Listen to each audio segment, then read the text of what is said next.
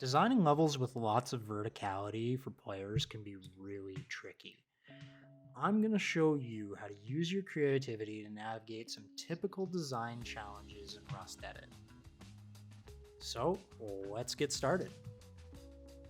Using his building as reference, I was able to build this. And we're going to go and do the same thing with this one. Yeah. Okay. I'm just going to try and match the relative size here. Again, not trying to copy, but I am trying to get something similar because the overall size of this thing and the overall look of it was right. There. Something more like that, I think, will be acceptable for me.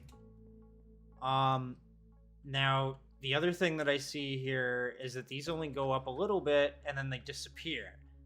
That's part of what I like about this, because that big black part of the building actually stands out really nicely, you know?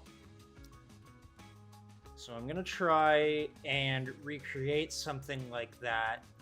The last building that I did had an angle, and I actually had fun doing that. So I might try and get an angle in on this one, maybe, or two. It would be kind of cool to have one of those slice points, so you have like almost a pyramid design on the top.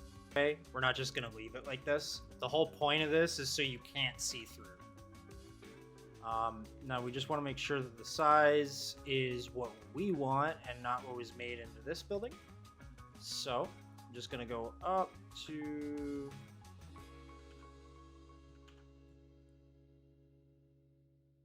there. That seems about appropriate. So that's a little less than the head height we had before.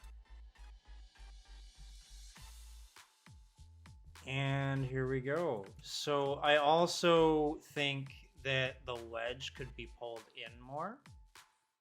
Like that. Now this is the foundation ledge. I think I'm gonna make every other ledge much thinner.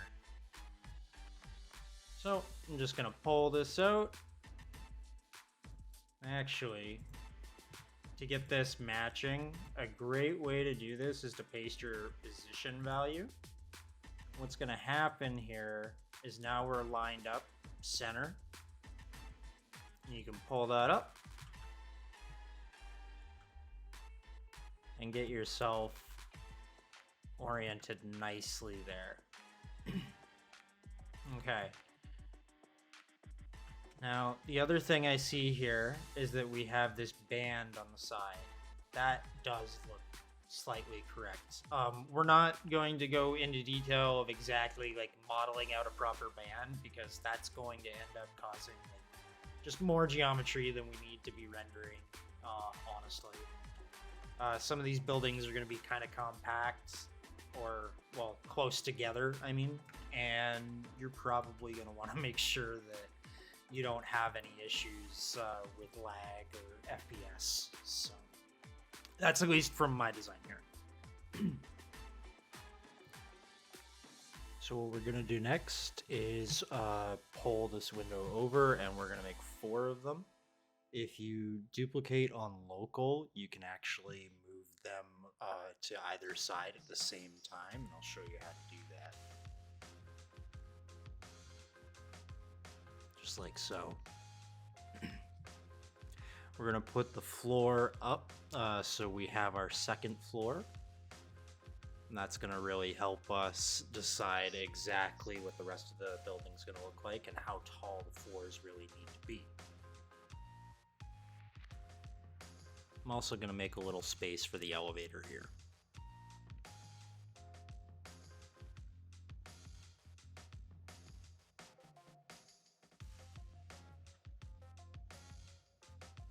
A little disclaimer, at first I wanted to use this elevator. It didn't end up actually working out. If I can figure out how to use this elevator in the future or in any other design, I will. But for now, we'll be using the standard player elevator that'll be sitting in there.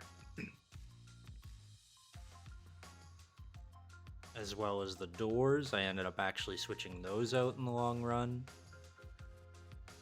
While I do really like them and they work in the editor, they do not seem to work in game.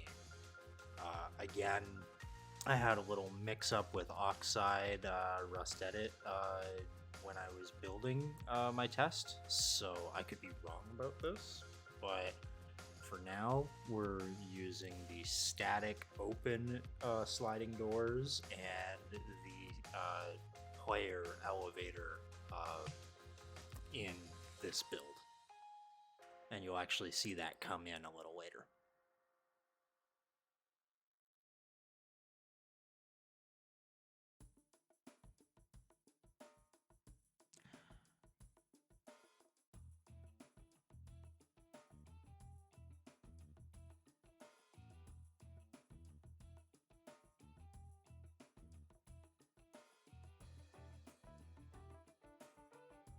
And here's our elevator switch right here.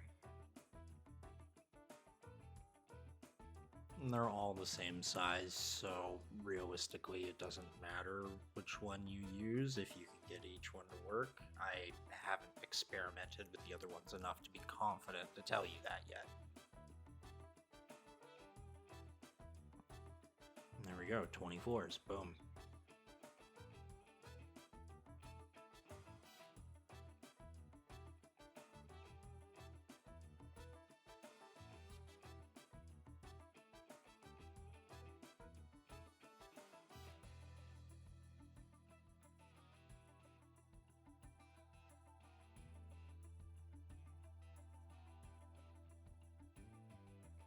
So what I found here is that I wanted to keep that bar from each floor of the elevator in line with the actual concrete.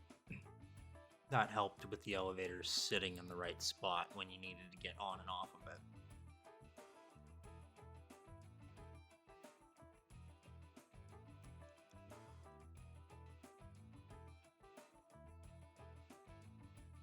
And of course, if you need any sort of feedback or if you have any questions throughout the video or after the video, feel free to pop down to that comment section. I will reply to everything. I am an open book.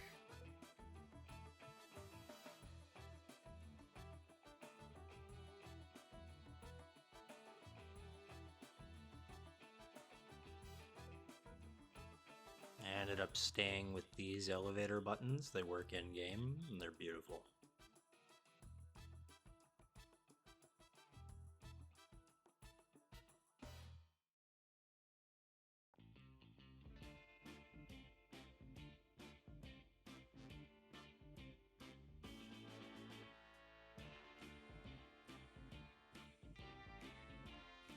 Our second floor got taller because our foundation of the building, the concrete at the bottom, is actually an inset. So we're more or less walking on the ground underneath, whereas the floor above, we're walking on top of it. It's not an inset. So I had to calculate the difference there.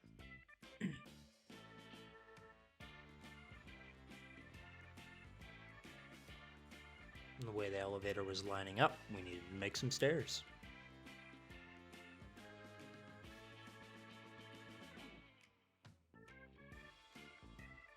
Using combinations of glass, I was able to get a different look. I didn't end up sticking with these, but you will see me figure it out at the end here.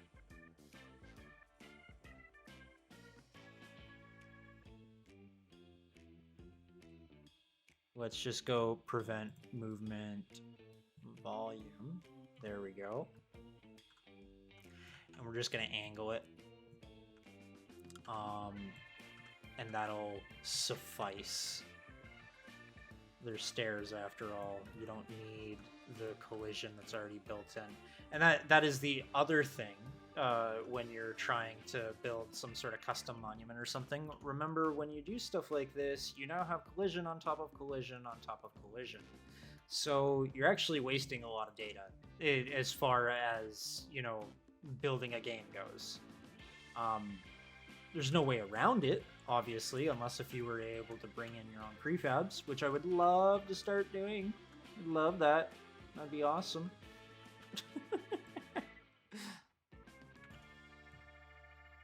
Not everything needs to be geometry collidable. That's for sure. Okay, so notice how we're not quite on that. That's because our angle is wrong. So we're just gonna stretch this out more.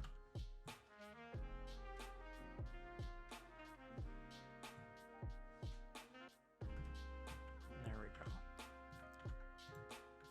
Just squeeze that down now. Now.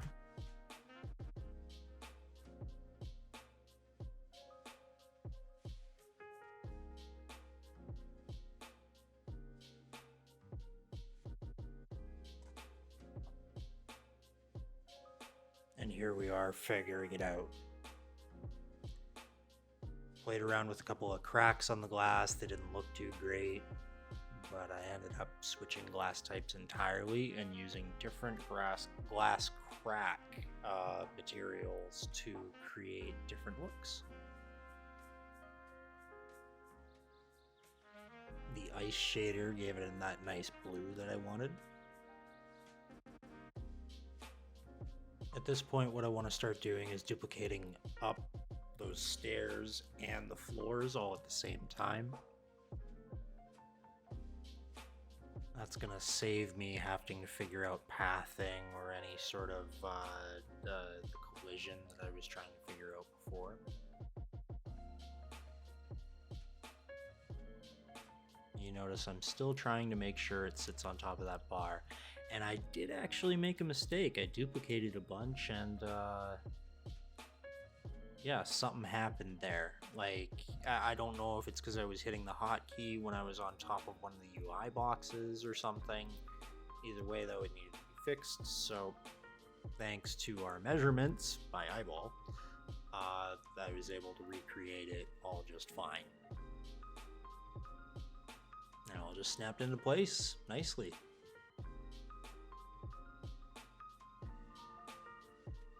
You notice I only went up so far on the elevator. That's because I wanted that slant, and duplicating the floors past that point didn't make sense. And we just want to scale this down until it's just in line with the floor. And we can...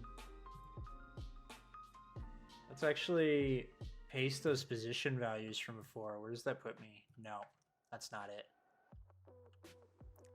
Take that one. Find your Z. Where are my tiles? There they are. Paste its Z. And then we're going to take this one over here, because we know that one was done right. Take its X. And paste that. Oop, wrong one. That's rotation. There we go. So now I know that if I scale this out, I am dead center of both of those. So I'm just going to pull it out as far as it'll go in both directions. Like that. So we're going to pull that back in until it matches that. That looks nice. That is out of pocket. No. Pull it in. There we go. Perfect. Okay. Next thing I'm going to do, I don't like all that grass, and it's getting in the way right now.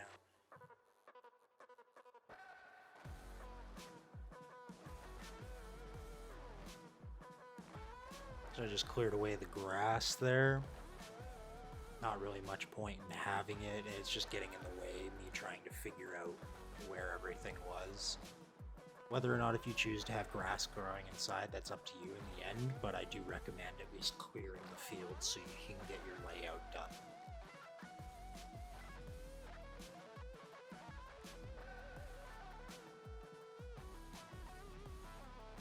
At this point, I've chosen blue plaster for the indoor walls. I'm going to use that just for the apartments, and then once we get up to the luxury apartments, that all goes away.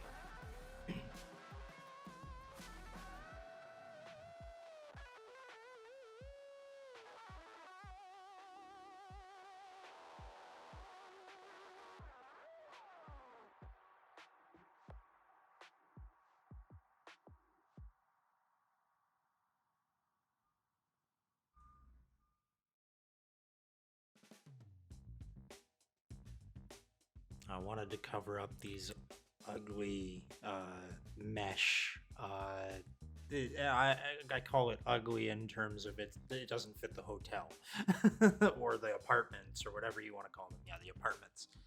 Uh, but it does look nice on the inside of the elevator. We don't have an elevator box like we wanted to. So this is the next best thing to make the shaft look nicer, more luxurious, inviting.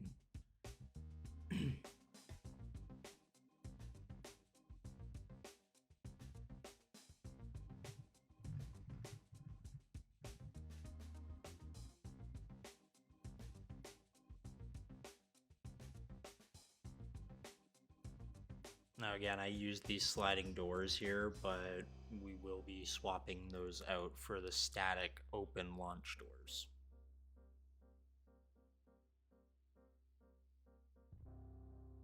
Just getting our wall thickness down here. That's very important. Once I've measured all this on the first floor, it just gets duplicated all the way up.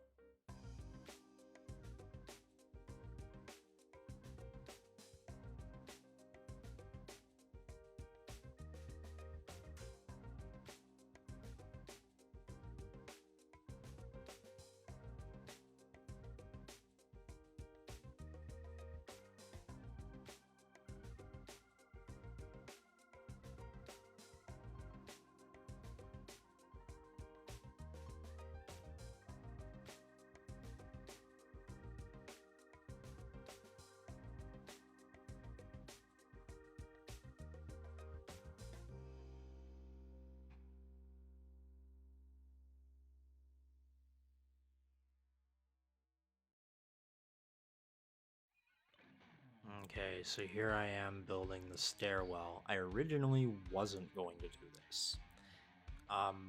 But after a little bit of thought about game development and pathways, I decided that one elevator just wasn't good enough.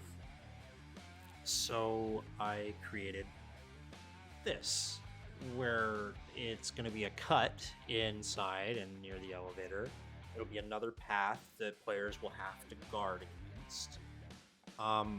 In addition to the open windows on each floor that we're going to create, and the outdoor stairs, the fire escape. All of that creates a little bit more challenge to the monument, both PvE and PvP. How you tackle it is going to determine your success.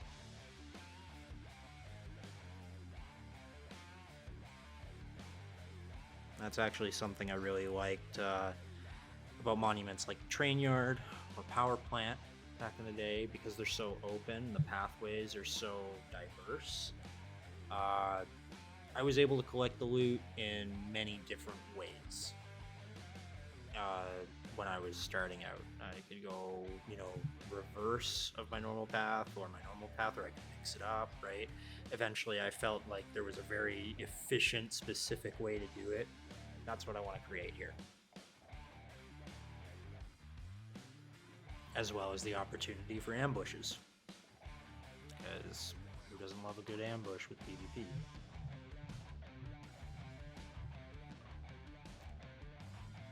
Anyways, after we get our door here, we made a little door frame. Kind of suits the color palette a little. I'm looking for some stairs.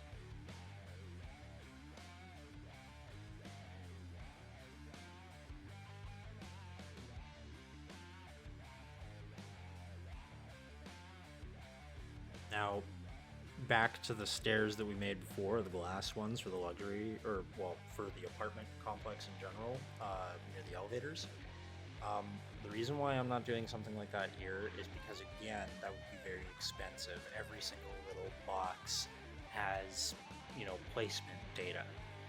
So if I try to go and place a whole bunch of cubes for stairs, and then on top of that do a whole bunch of collision, I'm actually asking for magic to happen.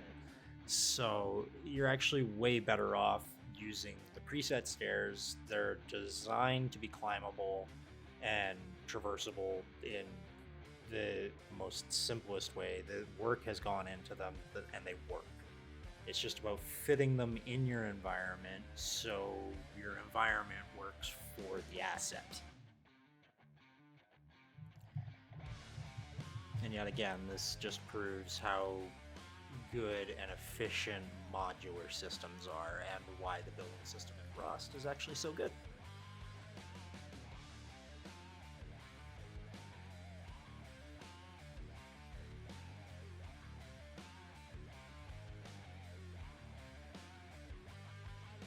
It took me a little while to decide the shape and size of the stairs. Now, I did say modular, right? And now I'm squishing it.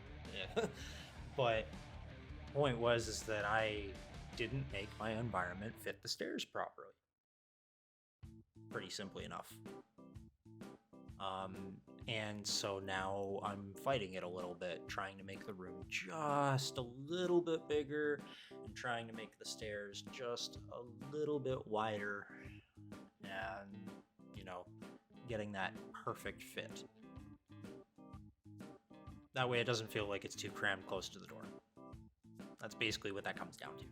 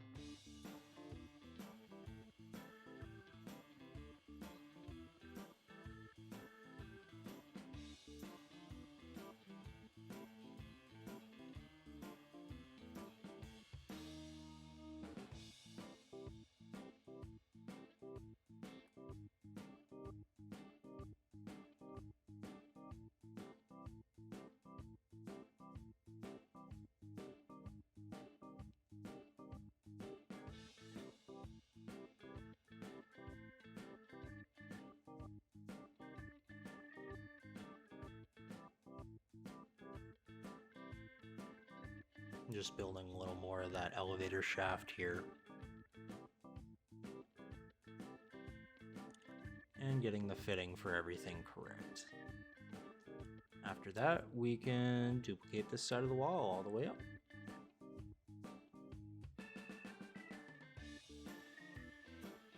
It's important to make sure you have everything selected.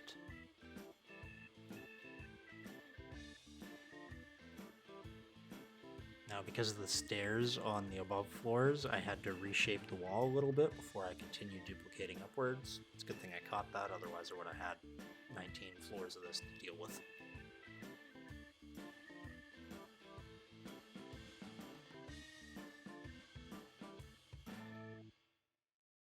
The other thing I noticed is how tight that door is to the ceiling. That was unintentional. That's a sizing issue. It still works out, and we're still getting a decent height, but it does feel a little bit of like a low ceiling.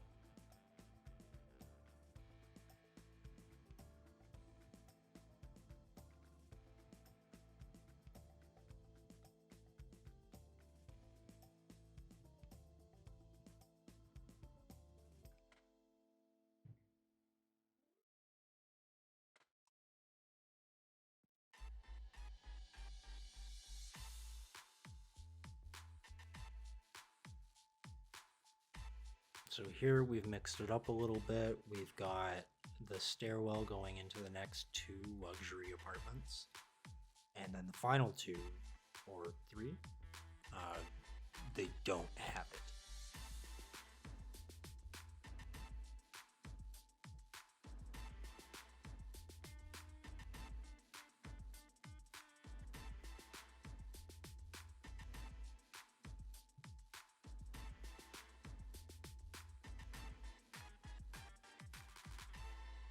And there's our slice for our roof. And this is just the block out stage, so we're creating that sort of slant and guideline.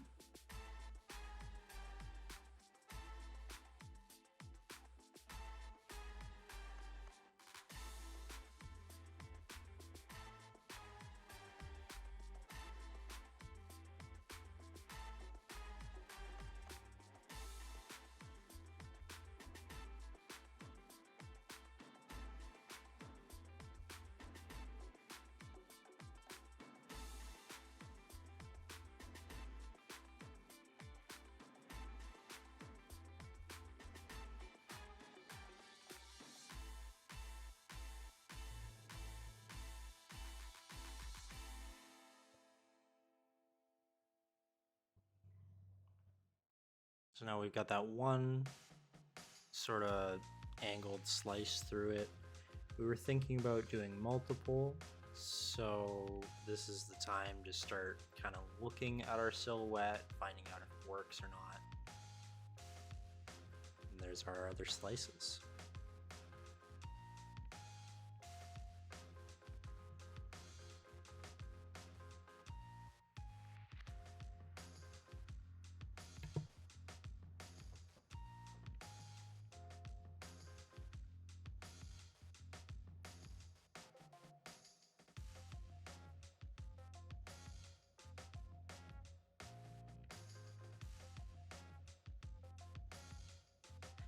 By scaling inwards like that on the front, it allows me to measure the same distance on the opposing side for mirroring.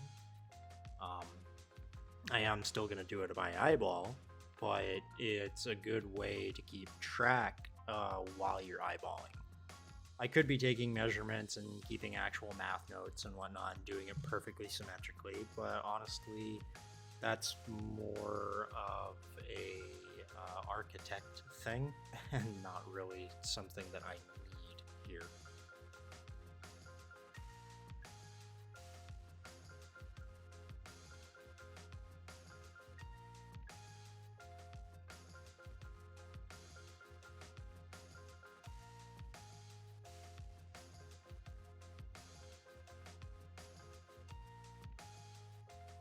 So what I did is I switched to global and then flipped them all around. That allows me to only have to deal with one axis.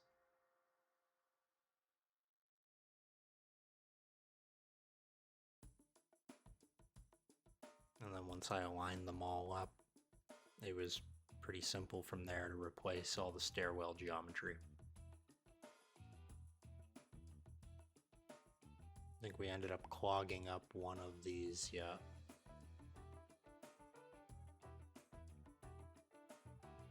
And then we just shaped the edges so they didn't clip through, or clip through the glass.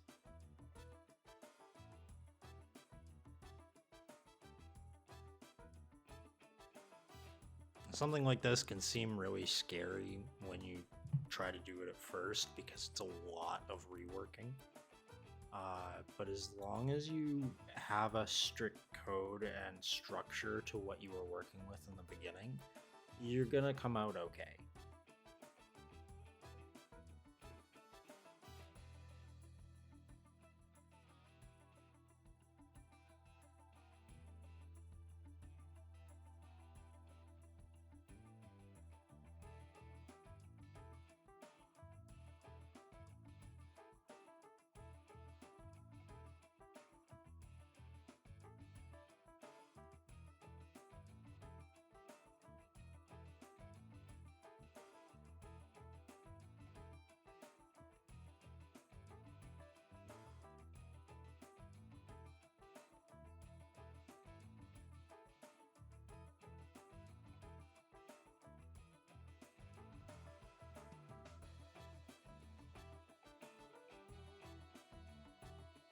So after looking at the silhouette, I decided it was still a little funny looking. So I decided to create a wedge on the ends of these.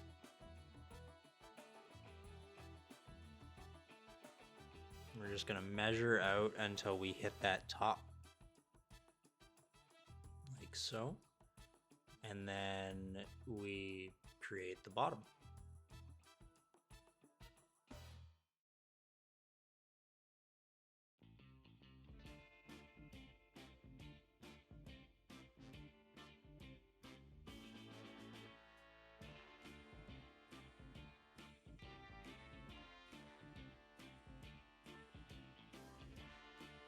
There we go.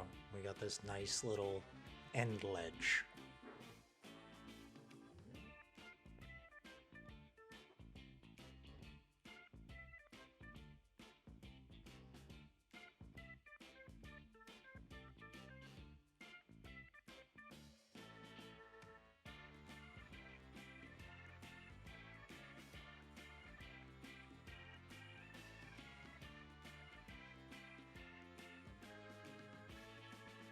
What that's done here is create a nice slant all the way down the building when you look at it from the side, and it doesn't look as blocky.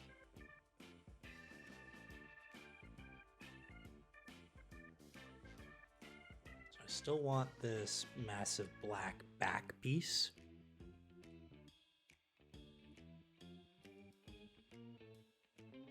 It's also going to help with dealing with visuals on 1/4 of the building. I don't have to worry about a 360-degree window deco after.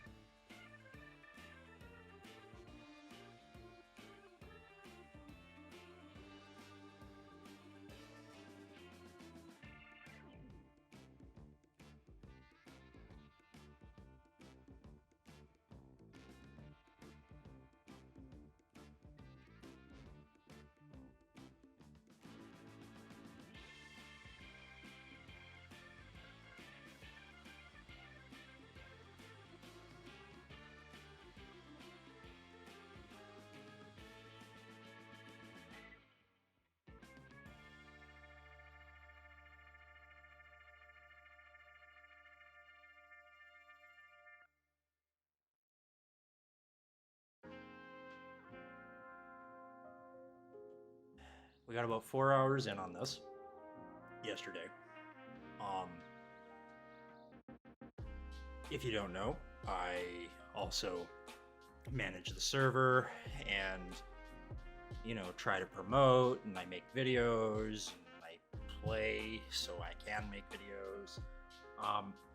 So I do not get to do these all in one sitting, but I try to get as much of this in every month as I can, because we want our own stuff and buildings, and we want it to look awesome.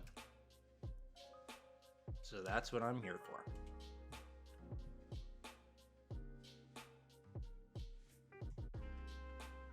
Okay, so first things first, let's try and corner these off.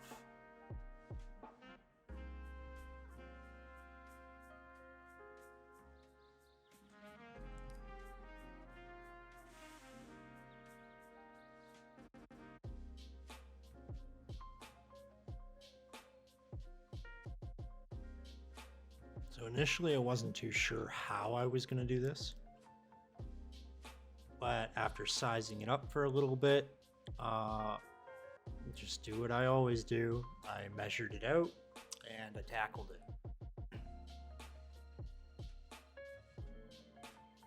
Using snap rotate, I was able to get that 45-degree angle that we want.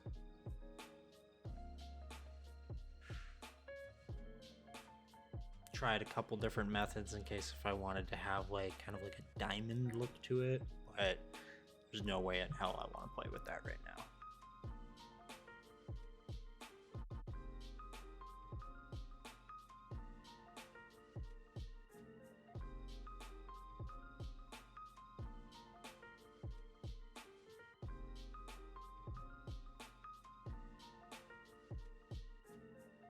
I'm just trying to match that nice angle, both for silhouette and for, you know, congruity? I don't know what the word would be.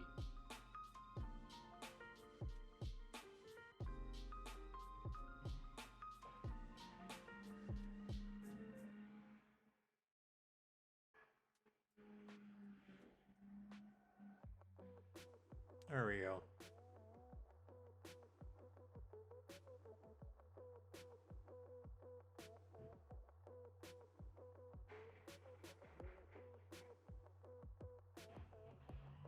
You notice I'm grabbing both sides at the same time while I'm scaling and moving.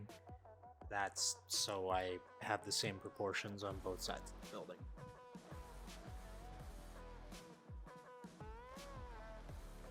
Mirror tools would be nice in Rust Edit. It's not something that I would say has to be put into the editor, but it would be nice to have some sort of mirroring or spindle or something to create symmetrical objects.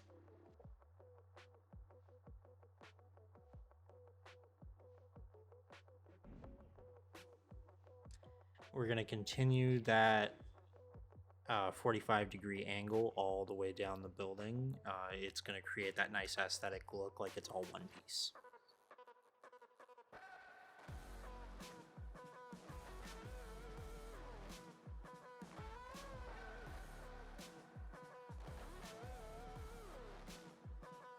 And again, just reshaping to get that whole thing fit.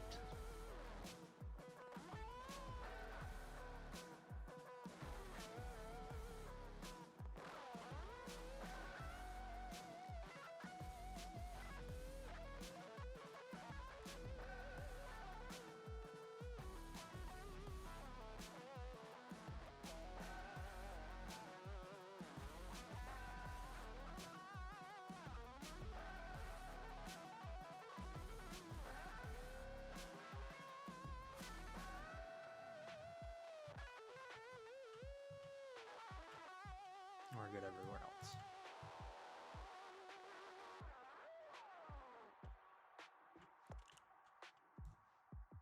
Backside included.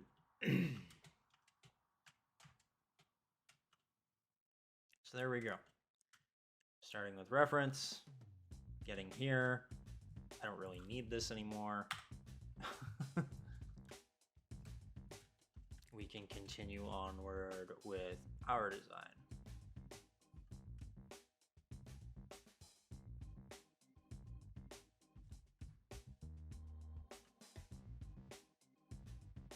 Okay, so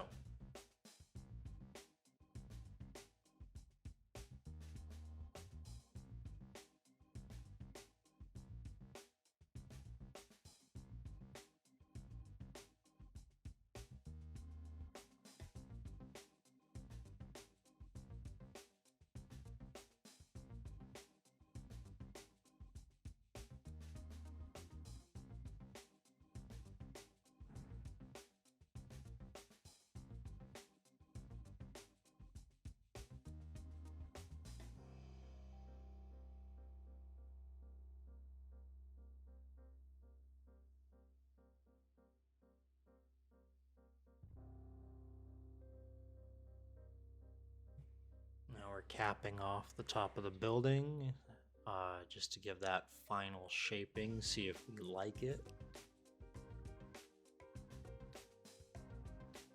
You know, I'm not against it. It could be more interesting, but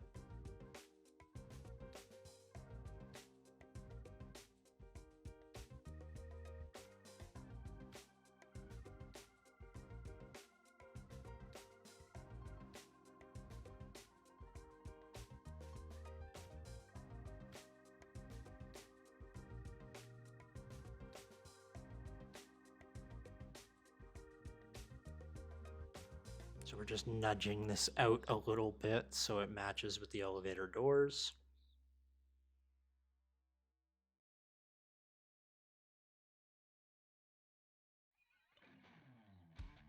Hid the elevator real quick because it was hard to work with.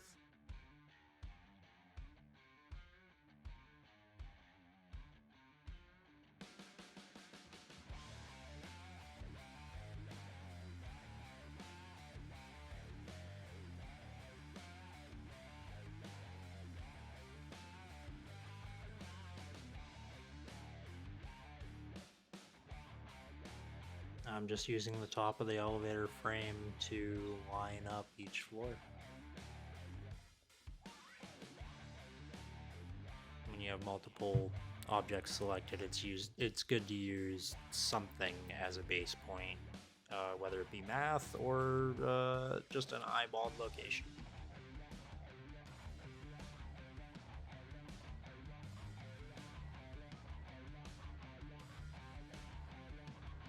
I'm looking at that little inset there, deciding if I like it or not. I took a lot of looks at those luxury apartments before I actually tackled them. I definitely didn't have anything concrete in mind during the project.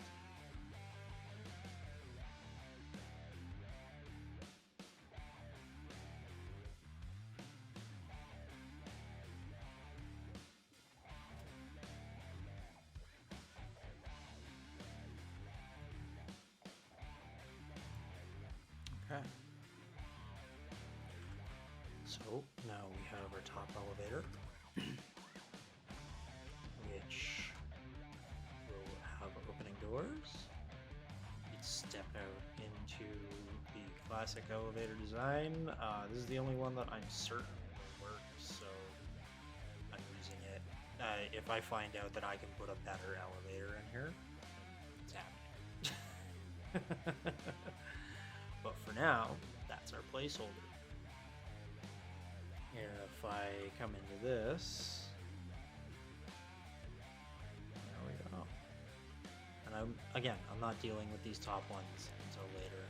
They're going to be very specially designed because I want the best loot to be up there.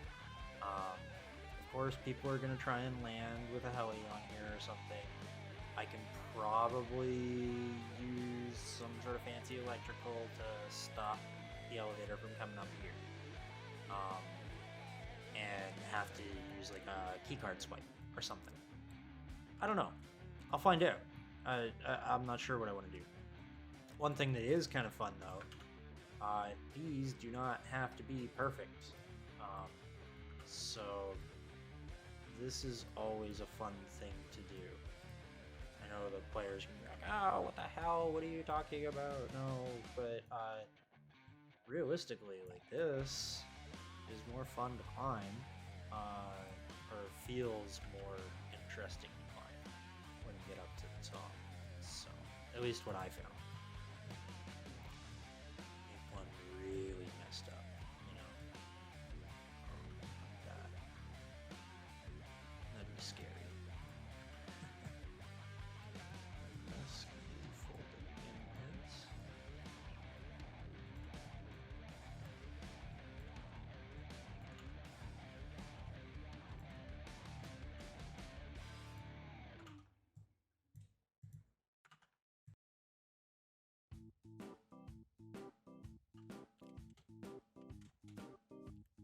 There we go. So, point in the center where they're kind of messed up a little. I'm just gonna kind of give them some rotation and pivot here, leading up to that.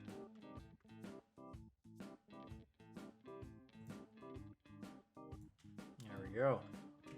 So, now we've got our pathways up. Save that off.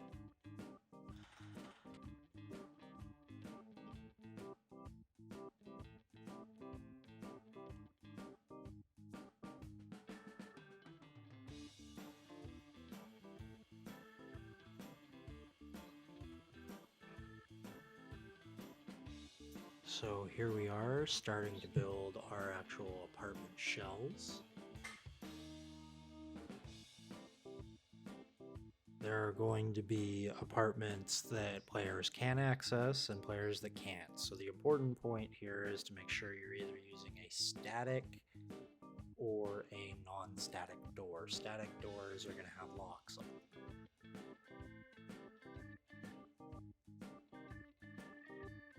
Reusing the door frame from the stairwell to keep things cohesive.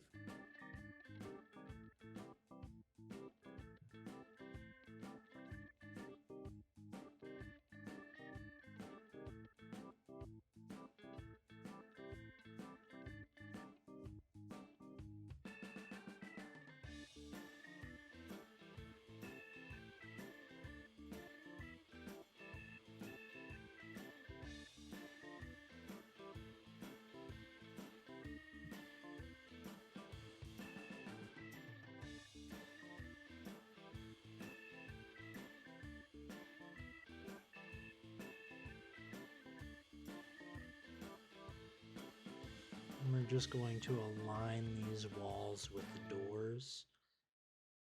These are going to be our open apartments that people can walk in and out of. There's actually going to be quite a few, but we don't want to do the whole apartment building. That'd be way too much work. It'd get way too cluttered. It'd be way too hard to on people's systems, and just too many objects in one place. And it'd also be really boring to try and search it, honestly.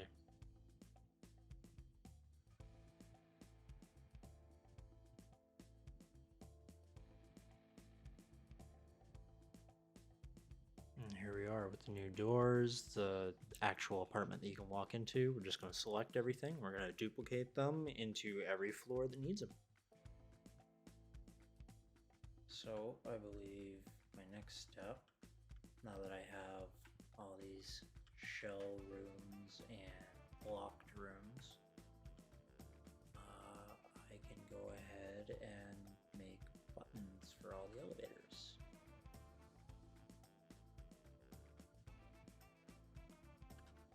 So all I'm going to do really is take this button and make a few more.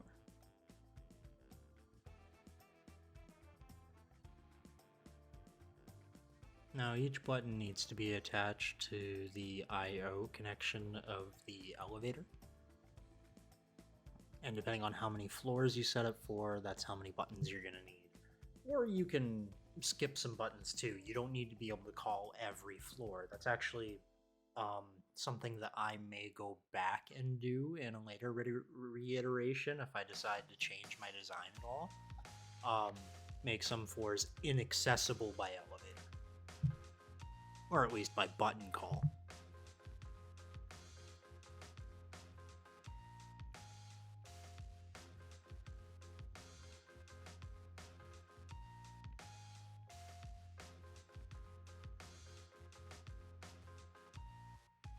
So just creating that same wedge that we had on the other side. After resizing and things, we need to do this.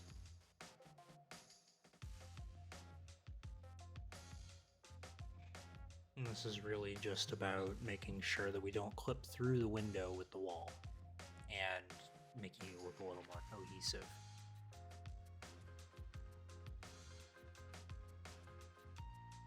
Again, at this point, still not sure what I'm going to do with those luxury apartments, but I do know I want them to be open floor plan. And they may not even end up being actual apartments in the end.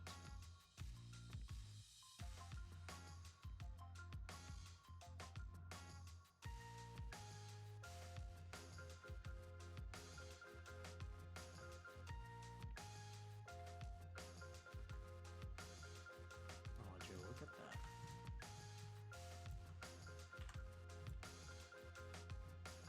Actually, I think I was going to make these apartments anyways, so yeah, doesn't make sense. So suite apartments, and then I guess this would also be a suite. I don't know. Depends on where you're staying. That's good enough for me for now.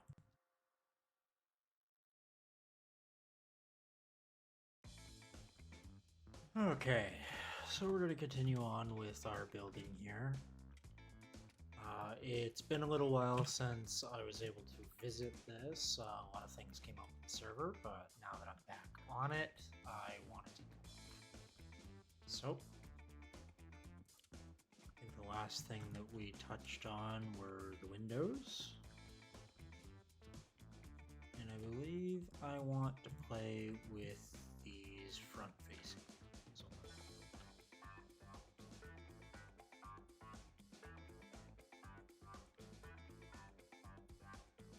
So my initial inclination is to get rid of some of the black ones, or the full black windows. That way we can make room for transparency on the rooms that we actually plan on decorating.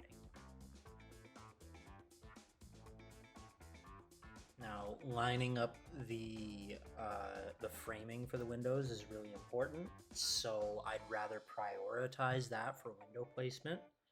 Um, this is part of the reason why we left them as big long beams to start with. Now, later I could go in and start, shortening them, breaking pieces off, making them look a little more interesting. But for now, for the block out complete look, this is the next stage of detailing. We just want to make sure that those windows align, and should be totally good. And same with these here, we want to make sure that all of our angled windows are in. And we can even match the same angle up above.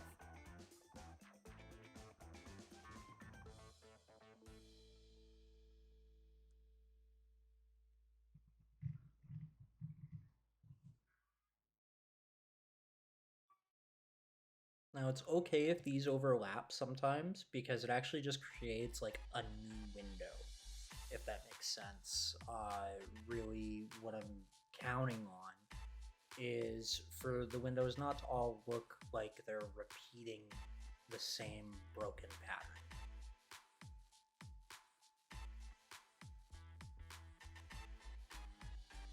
And again, just trying to make sure that the windows look connected. I feel like this is way too many windows in the front, honestly. So I do end up changing that after the fact. But yeah, at first, this was the idea. We can already tell that it's just too many.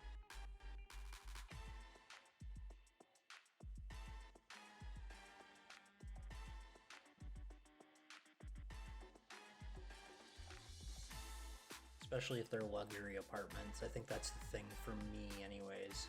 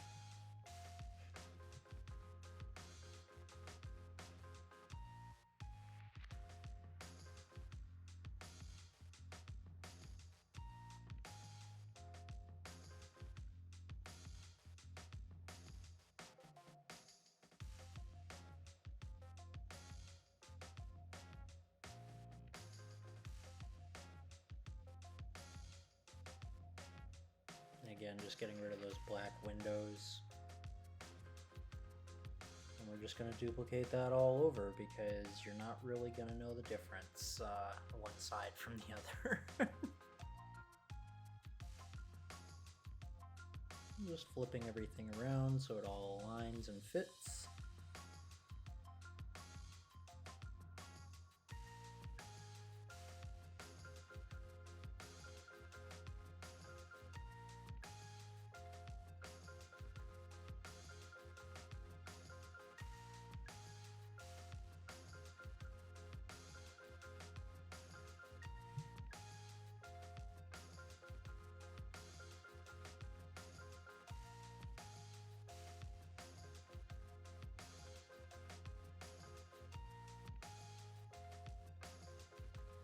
Getting those support columns in there so they look a little bit more clean and they work well together. So this is where I started thinking bigger windows would be better.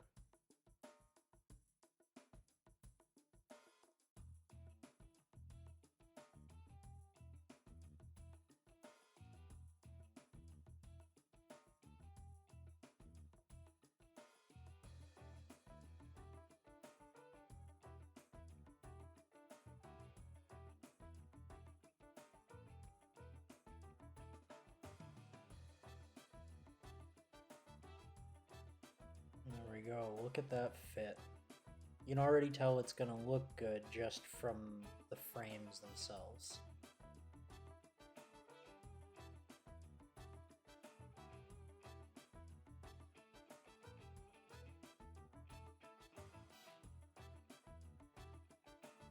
And again, places where players can travel through, we want clear glass. That's just for, you know, PvP's sake, also for, you know, being able to see in and out of the building.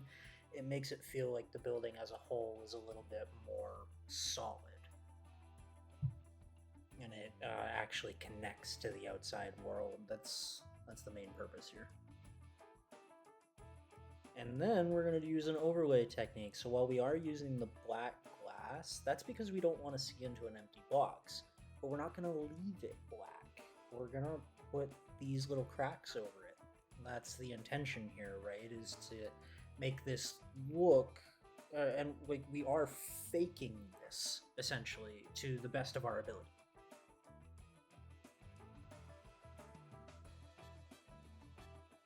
Look at that, it already looks really cohesive on the front.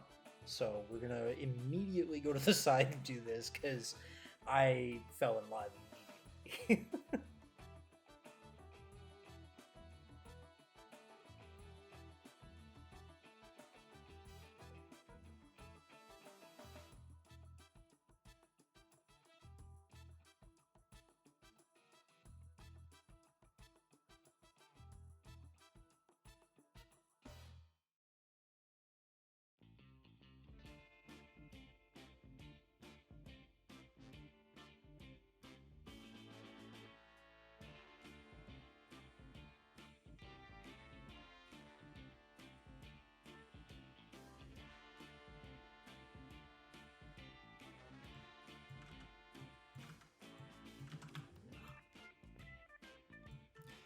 Alright, so essentially what I've done is I've just, or what I have done is I've blocked off the 1, 2, and 3 areas that I don't want players being able to get into.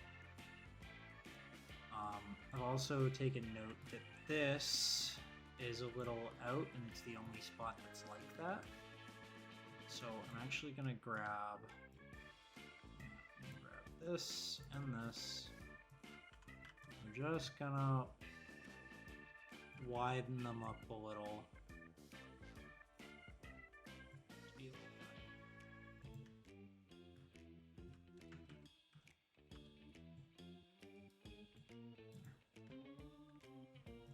I realize that might feel a little off compared to what it was before, but it at least got rid of that issue. This one is the issue. My bad. Yeah, we want to do this and then drag it up like that. Now we're aligned. That's better. I can probably actually squeeze that down like so.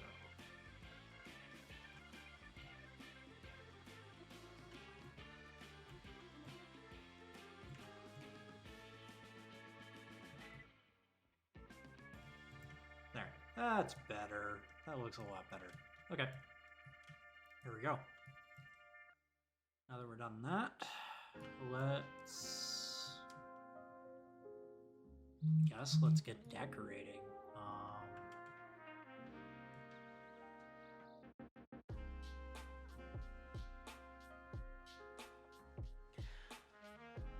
So I started with the outside just because I wanted to cook some ideas in my head for the interior. Outside, I already had an idea. So we want to get our sidewalks in, we want to get our entrance done. And I was thinking about a garage and a fountain at this time. Personally, I've lived in a few apartments in my lifetime, and there's a few key components that I really liked about some places. So I'm trying to throw a few of those together personally. And I've got some reference up on the side here too, just flipping through buildings that I like, but mostly a lot of this is coming from just things that I've seen.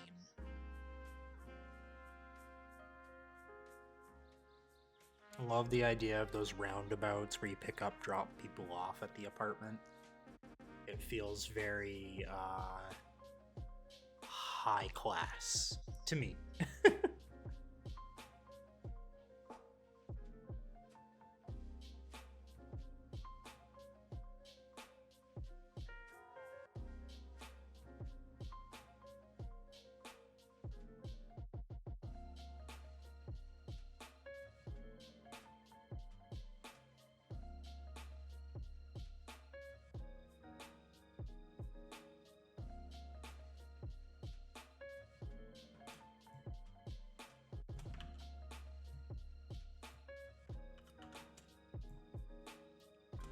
I'm using a few tricks here to create a bit of an, I'm going to create a ramp, is what I'm going to do. And it's going to go down into the ground. We're going to create an underground parking lot. Now the way that I'm going to do this is pretty simple. I see that these are all matching and they're going to, cause clipping, so I'm just going to grab all the ones that I just made, these ones here, we can just raise them up a bit, squeeze them in, and that should pretty much do it. Or do I want them down?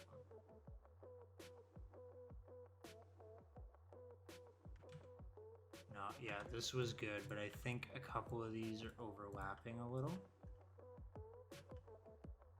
Yeah, like that one there needs to be brought under. There we go. Look at that trickery that we got going on there. Can't even tell. Okay, so now we're gonna make a ramp. And I'm gonna start with terrain. And I'm gonna take it, terrain tool. And we're going to go raise lower, flatten. And I'm just going to try and find the size that matches what we just did here. 5 is still too big. Try 4. 4 is close. Try 2. 2 is too small. 3. Okay. So that's where we're at. We're going to take this down to say 501. And boom, just like that. Try that again.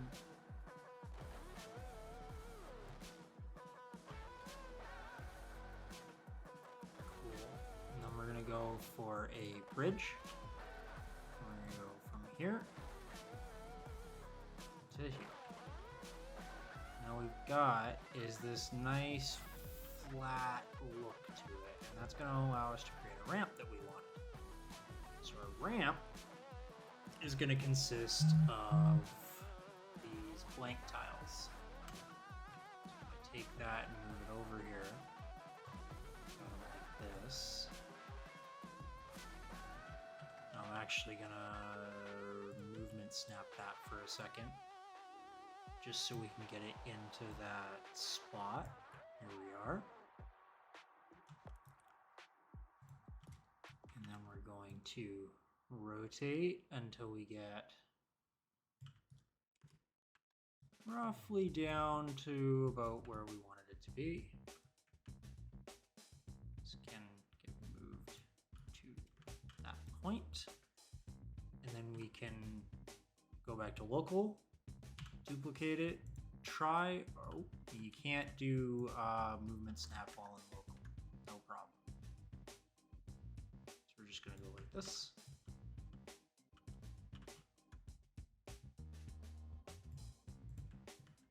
There we go. So now we have this cohesive look here. We can do the same thing with the walls to get it to look fairly normal. So let's just go rotation 0, 0, 0. Now we're gonna rotate that straight up and down, pull it into place.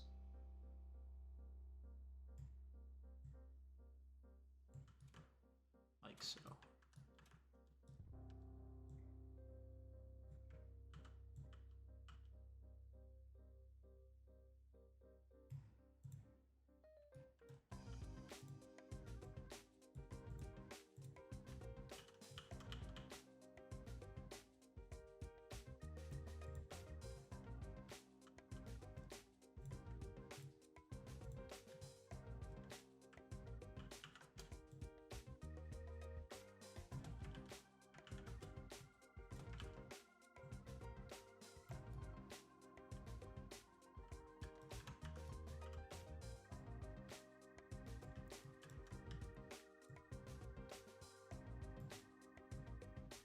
Now, yes, the ground is a little...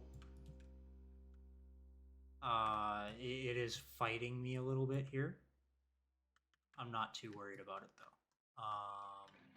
Because I can just push that over. With the smudge tool. I really like this tool, because you can take it and just...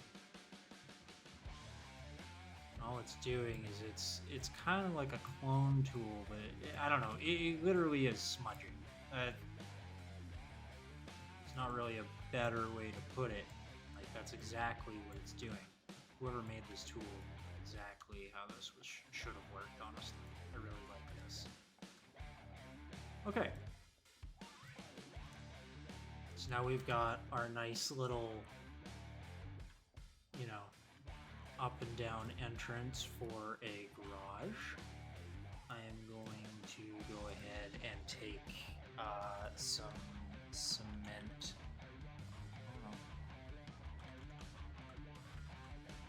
I thought cement barricades would be in that. No, not barricade, concrete. It's so low.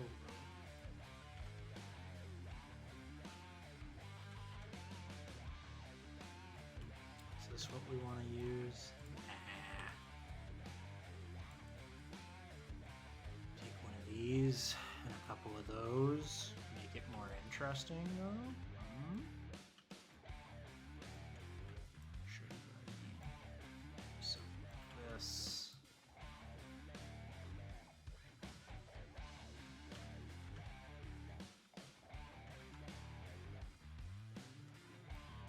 Right up against that ledge there. Inwards.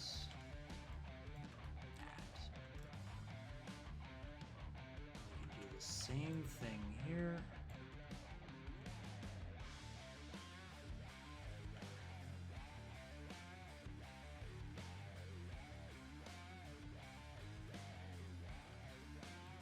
Okay. Now I can go grab these, attach them the way that I think they should be attached. Something like that.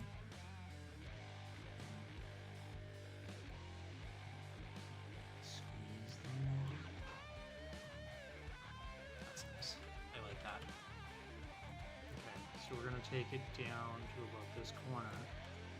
We're just gonna try and match that equally. There we go.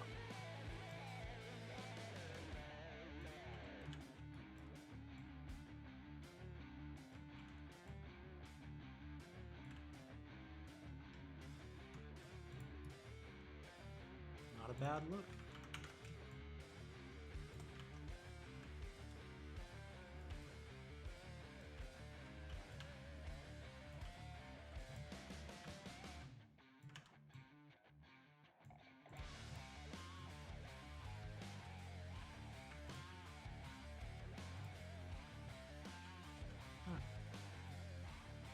not bad. Getting some GTA vibes out of it finally. Oh, did we not do the windows on this side? Huh. No problem. Easy stuff.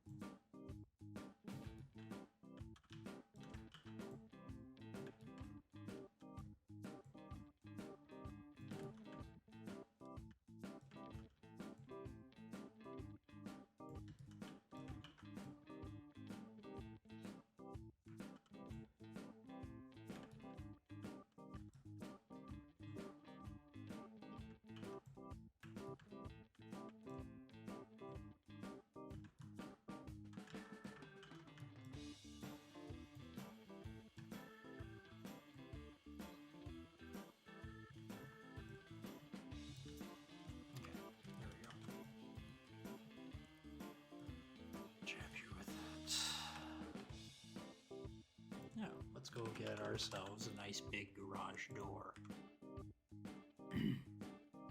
Yeah, that's the one I want. Super big and fucked up.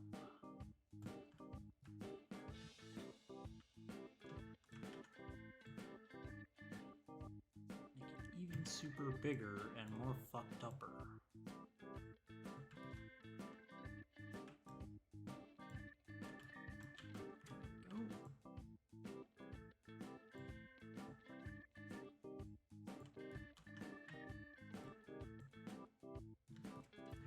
Somewhere down around there. Let me just go find a truck. Obviously not a dump truck. These trucks are still not as big as what I'm thinking. Yeah, one of these bad boys. If this can make it through, anything can make it through, is kind of where I come from on this. So just gonna kind of rotate this until all the wheels are kind of touching. Good enough. And now I've got this, I'm just gonna raise it. There. That way I have some overroom head here. Yeah, that'll be all right.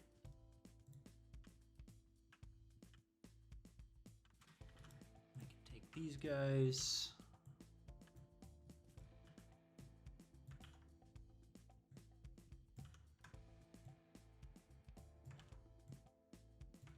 We'll actually just do a full. Ooh, there we are. It's quite the bit of room that I had to give it there. There we go.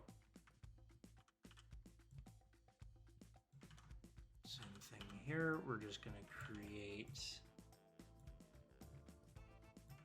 something nice and thin. There we go.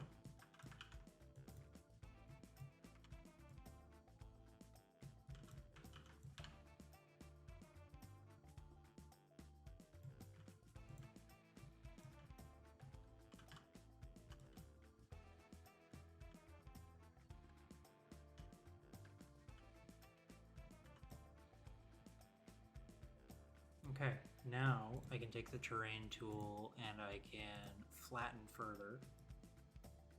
And we're only going to flatten things that are higher. There we go. The reason why I did that is because I wanted to give us some room here. Or why I'm doing this is because I wanted to give us some room into here before I actually start using trigger volumes or anything. Looks like I clipped a little bit here, so I want to get away from that if I can. Like that. Are we okay? No. Still a little chunky.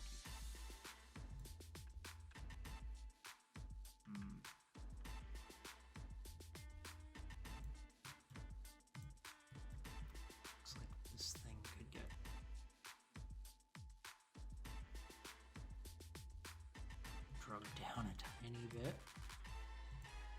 There we go.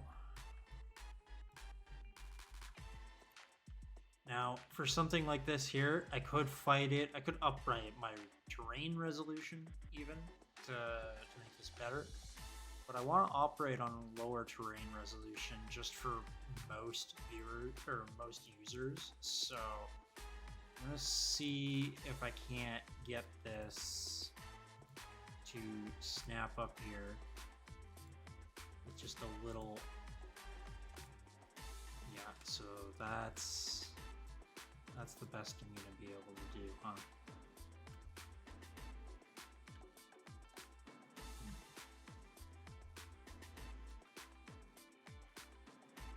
Well, tell you what, anything that I see up here that's an issue after I'm done making this thing, I will correct it myself.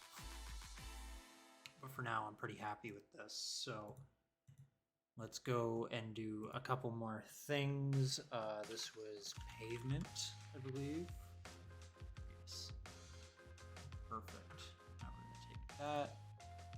Copy transform values. Actually, I don't even need to do that because I can just do this.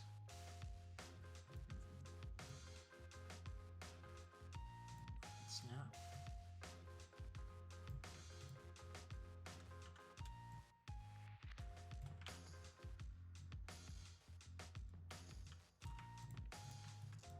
And then we're going to move these until it makes sense, just like that. There we go. So now I've got this nice little, like, almost roundabout thing with this garage. It's starting to feel like a more complete building, you know? Next thing that I can do is I can take these. Now, I like the shape of these already, so I'm going to turn off my movement snap. I'm going to keep it on global, and we're going to scale it down until it's about here. And then we're going to go up a level. And we're actually going to, like that. There we go.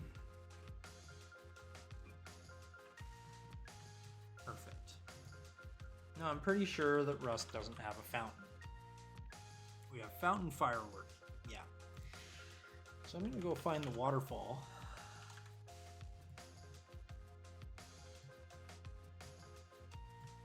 You know my work, I like to use these a lot. So obviously this is super wide. What I'm going to do is I'm going to take Z and I'm just going to cut it down to like 0.1, like that. What that lets me do is pull this in until we have this nice look here. Like that. Now, pretty much anything I do at this point is gonna look good. Honestly, like all I'm really actually doing is just gonna make a little square.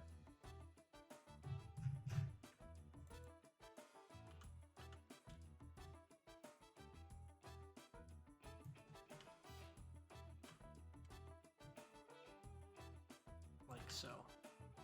So now we have this sort of fountainy looking thing going on. Fountainy looking thing. Yes, that is going to be a Oxford Dictionary definition someday. Okay, so now that we've started that up, let's see if we can't find some sort of pipe or just something cylindrical.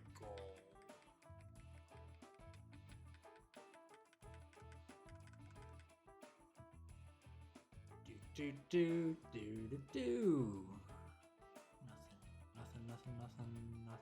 Nothing. So these aren't half bad, but it's not what I'm looking for. I want concrete. I already know these exist, and I definitely don't want to use them. So let's try and find something more concrete-y. I think everything's in cubes, which is fine. I can use cubes, but I kind of want to get something that's already in this shape. Some sort of pipe. Yeah, Okay, so easy enough. We're just gonna take the tiled concrete here. Oh no, not that one. I don't like that one. Let's do this one. Okay. So, little square here. That's roughly the size of what we wanted. Pull it down a little. And then we're going to work off of that and turn it into a circle.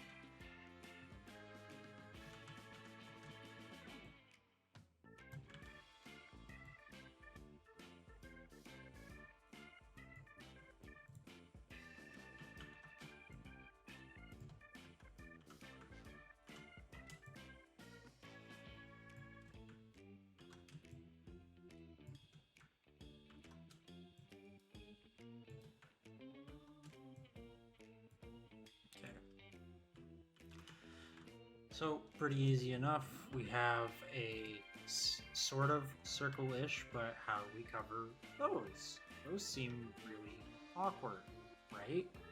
So the fastest way I would recommend it is to get your sizing right first. So my sizing is almost right, but it's a little off, and I'll show you what I mean. If I take the local scale and try and squeeze these, there we go. So now I'm a little bit more aligned, but I still have that issue. So I'm gonna Control B, and then we're going to squeeze these together like so. And if I Control X and then rotate these until they meet a half decent point like that. And we've got a little in and out there on both ends. So we're gonna take the X axes and pull it out more and up until it aligns as best as we can. And now we've gotten really close to making this work. I'm gonna pull this in a little because it looks like I actually matched it. Oh no, that's the other ones that are flickering. No problem, I can alternate those later. So we're gonna duplicate those again, but this time we're gonna scale them in Y. And we're gonna rotate them until they're about halfway into that other spot. Go back to local, come back up here, squeeze them, pull them together a little. And look at how nice that turned out. We're gonna rotate another duplicate section. And look at that. Look how nice that is. Oh my gosh. It's like we know what we're doing.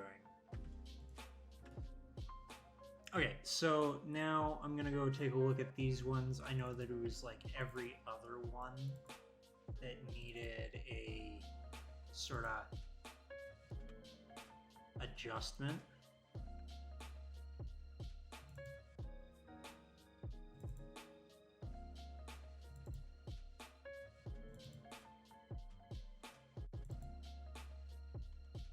What?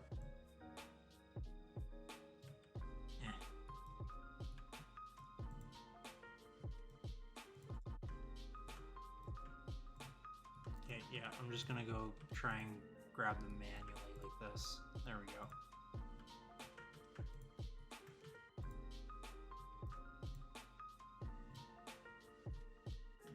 Just like that, and we can just kind of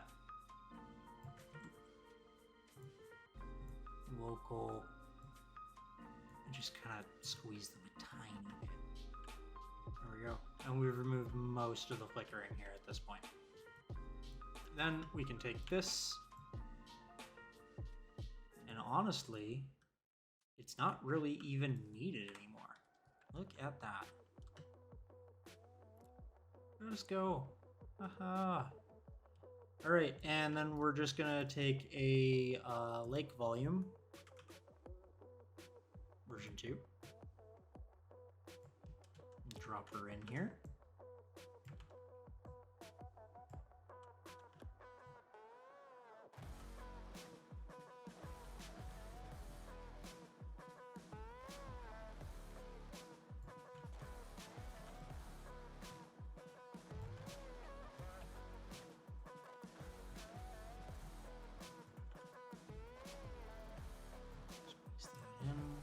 Squeeze that in.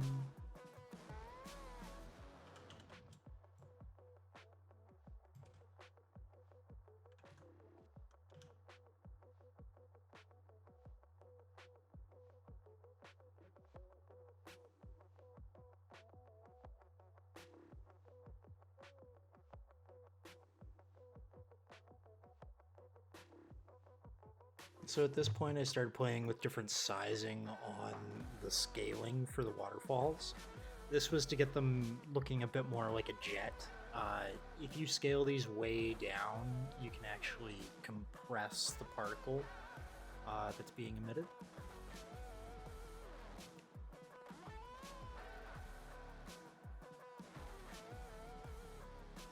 Something kind of like that is where we ended. I know I play with it a lot here, but the general idea is they're all coming from one point, and we're getting a couple different streams to look at. Now, I tried here to duplicate what I had already made because it was cylindrical, and I wanted to create like that layered fountain look, but it really wasn't selling there. So I ended up just building a whole new one out of concrete after the fact.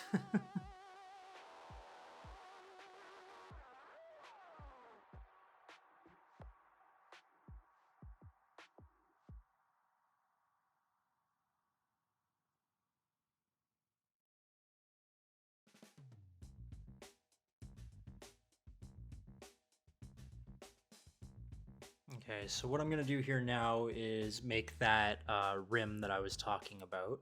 We start by lining it up perfectly symmetrical, and then we duplicate it all the way around until we meet back. And what that's going to do is allow me to take all of them and duplicate them again, so we're only at half, move them over, and then rotate them with global all the way back around to the other side. So now we have two mirrored oppositions. Now if I take all those and scale them locally, we're able to squeeze them together. I know that might be a little bit to throw together, but the idea is it's a geometrical symmetry trick that I'm using to scale these all so they're perfectly aligned. And it's a fast way to do it without, fighting with the system.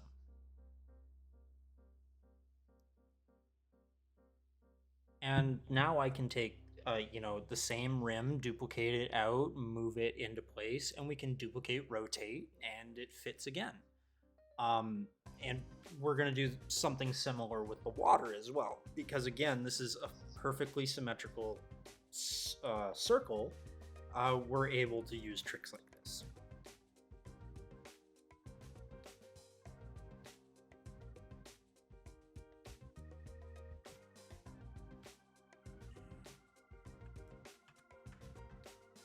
Looks kind of like it could get moved up more this way. That, and then scaled out more. That should pretty much resolve all the issues. There we go. And now we've got a silly little fountain out here in the middle of this thing. Look at that. Not looking too bad. Save that off, and we'll come back and do another session for detailing. All right. So, I have gone ahead and done a little bit of work off cam. I went ahead and built the garage here. and just the shelf for it. I've done a little bit of deco, just trying to get an idea of what I want it to look like. And I threw in a burning garbage pile because I like those. I use them a lot. So, all right. So I've got my pro version fixed for the month. So let's go actually give a walkthrough. I've done a little bit on this first floor, getting it to look a little bit dirty, and yeah, just overall different. Okay. Ooh. So I think that's because the elevator itself is blocking me. I'm not too sure. I think so. That's just in the editor, if I remember right. Okay. So everything works here. I want to actually walk down here because I didn't build all of this during. Oh yeah, and of course it's gonna block me because it was there's terrain there. Anyways, good height. Good height. Cars look okay. It'd be nice to have some NPCs down here or something. Maybe put some more living conditions and stuff in here. I'll get to it though after I dress up the rest of the building because this is going to be my minimum requirement. That's how I look at this. That's functional. So once everything's functional, then we go in and do the rest of the detailing. I did put lights on all floors, so just like so. They actually look really nice, especially from outside. You can kind of see that. Got these ones up here. These ones should actually flicker, which would be nice to see. Yeah, so far so good. Let's go take a look at floor 2. Okay, so floor 2 has actual apartments that we can work with here. So first thing I'm gonna do actually is I want to get the apartment numbers before I forget. So let's go.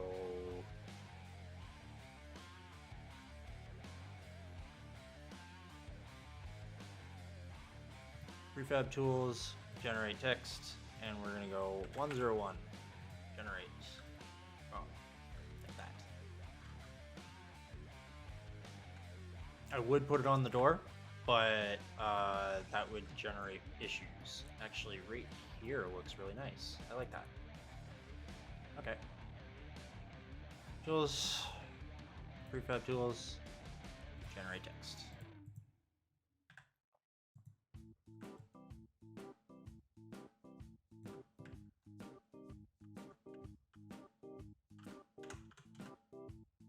Once I've got this first floor set up here, 101, 102, 103, 104, I know that every floor is going to have a 1, 2, 3, or 4 for an apartment. But each floor is going to change 201, 301, 401, so on and so on. So really, I can duplicate all of these up and then just replace the first number in each one of them instead of trying to make each apartment with the number generator or text generator.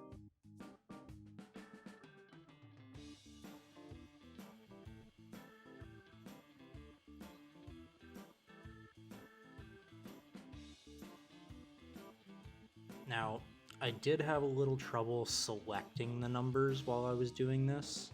That's because they're flush with the wall.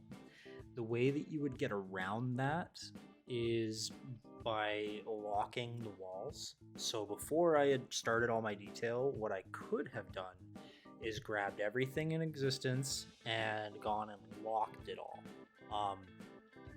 That would allow it to stay there, but I wouldn't be able to select it in the viewport. And it would help a lot with selection of things in close detail or close proximity.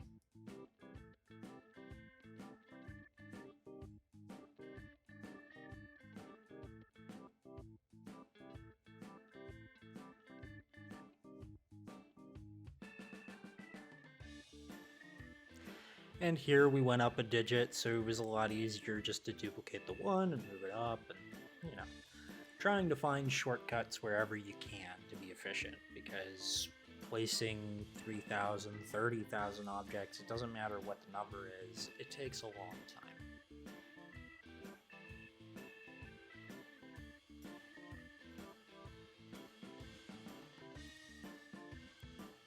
And the other thing I took the initiative to do is make sure that floor 13 does not exist. We went from 12 to 14. That's on purpose because, well, a lot of hotels, apartments, and things don't have a floor 13. It's a superstitious thing. You can actually find other numbers that are missing as well, depending on culture. Perfect. So that's 1600. This is 17. So we're just going to tools, prefab tools, replace selection, select our prefab, and go to number 7 and replace it. There we go. So that is floor 1700, that's 1600. Now what I wanted to do was take the light that we had up here, because it was kind of nice, and we're gonna put it down here. There.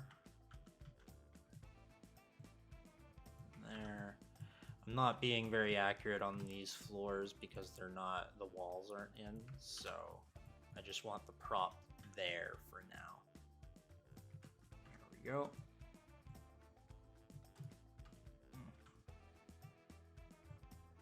We just want that to stick out a little bit and up. And oh, there we go. Just barely squeaking in there. I like it. Duplicate it, bring it down. Let's see if we can be specific. That up against the ceiling. There we go.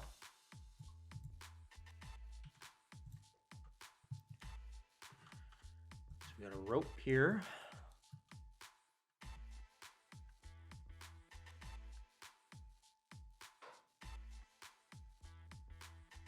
This is going to be a fun room to make. A penthouse suite. A couple of them.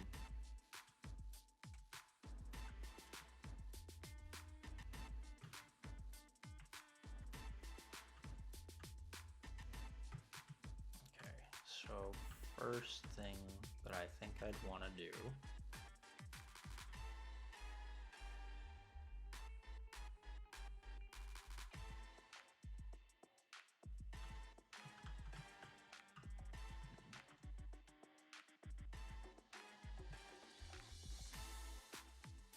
is maybe put some plaster on the ground.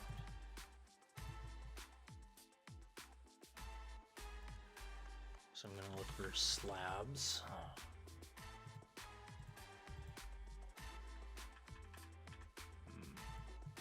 It's a cooling tower. Collapsed bits are concrete, right? That's not what I want either. But I do think that it comes under concrete. Where's the slabs again? Here it is, concrete debris. Okay, so it can just kind of look like, you know,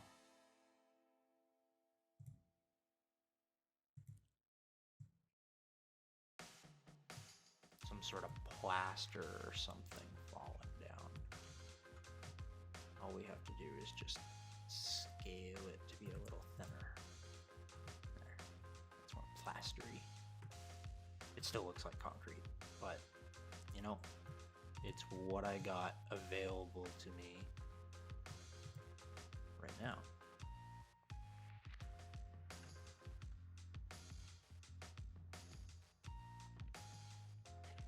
So the reason why I keep coming back to this viewpoint in the hallway is because it's kind of picturesque with that light and the open doors. This is the first thing that a player is going to see when they walk in the front door. So I actually want to create a sort of painterly aesthetic. I'm looking at composition. I'm thinking about things that I might place in here to make it look good. I don't want to over clutter it, you know? So originally I'd grabbed a sandbag and I went, well, why do I have a sandbag in an apartment? So we grab a table, we move it over, and we flip it. Put a little radio there, maybe we have some music playing.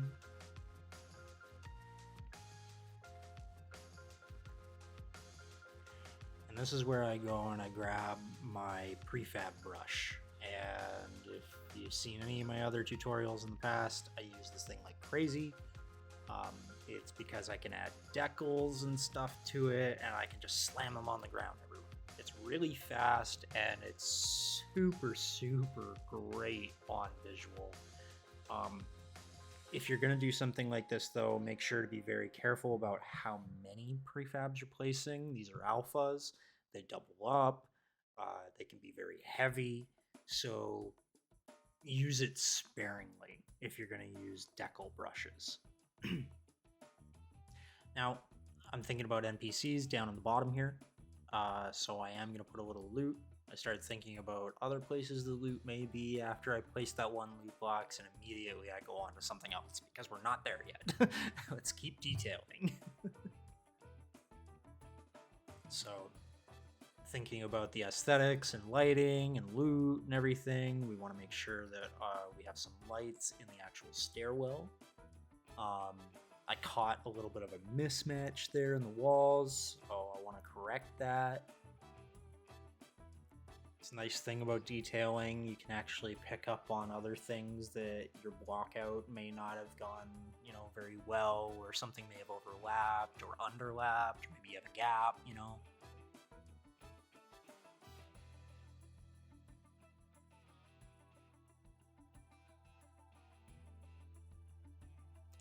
So again, stairwell. I've done stairwells before, and my one opinion on it is that they get ignored a lot, especially when there's other forms of movement or just pathways to use. Stairways are not very fun, so we put some loot in them, and that should attract some people a bit more.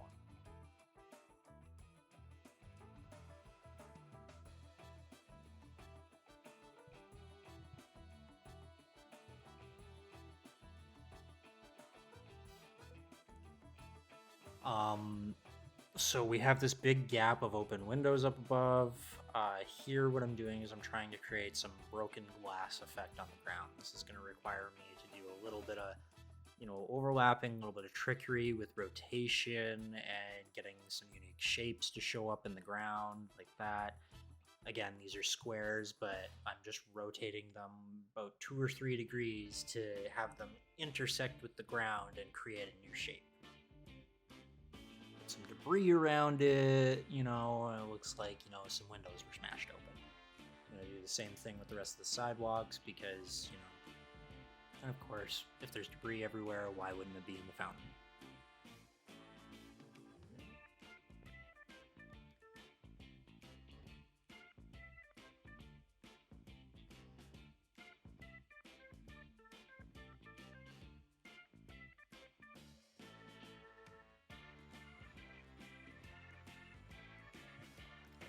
Alright, so, based on what I've done, I'm going to need to make 4 different apartments from the looks of it. Well, 4 different layouts. So, you've got one with the door on the right, one with the door on the left, and surrounded by 3/4 window. Whereas we have one with the door on the left, and then one with the door on the right, surrounded by 3/4 window. So, why does this matter? It matters because certain things that we would put against a wall, we would put against a window, like fake TV or something. So, let's start by looking at kitchen stuff. That's going to be the easiest. Now we're going to do an open floor plan. Really simple. I know that this stuff is fairly rusted and destroyed, But that actually kind of works for our setting.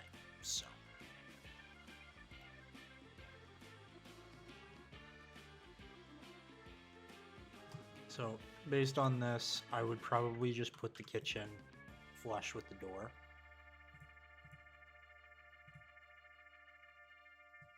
So we'd start with the fridge, push it back.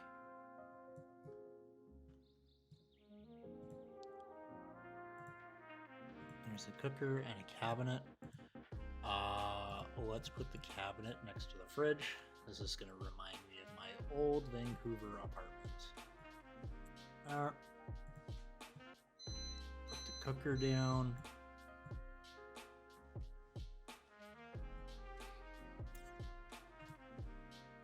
And there was the extractor hood,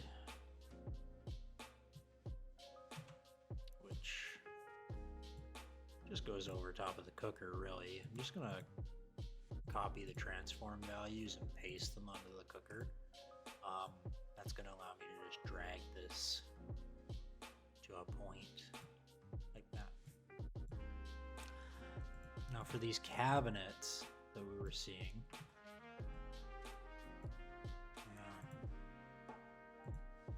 paste transform values again, but this time I think I'm going to pull that down. That's way too low to the cooker. So is that. I think actually we are going to put this way up here. I'm going to pull this down next to it, and I want this to be a space above the fridge, so I'm just going to squeeze it until we get a nice fit. The origin of this object is not centered. I'm supposing that's for snapping or orientation, so I just have to live with it, really. No big deal. I'm just gonna stretch this one so it fits. There we go. That's nice. And then we'll do another cupboard at the end here. And I think actually we can pull all of this over so it sits flush with the wall, like that.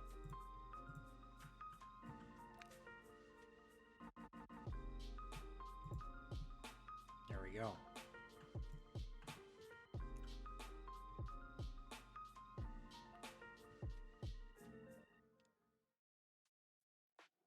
So a little size up of the room here, just to see what else I want to do. Kitchen was easy. They're all one set of components.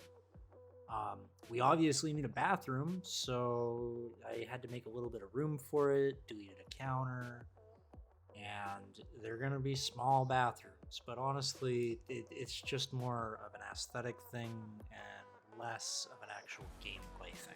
So I may put some loot boxes in bathrooms in the end, but it's not really a necessary thing beyond encouraging players to explore the monument more, to see more things. And that's really all I'm trying to do here, is create a template for us to be able to tell micro stories. And you'll see me actually do a little bit of detail work with bathtubs and with chairs and stuff in this video a little later on.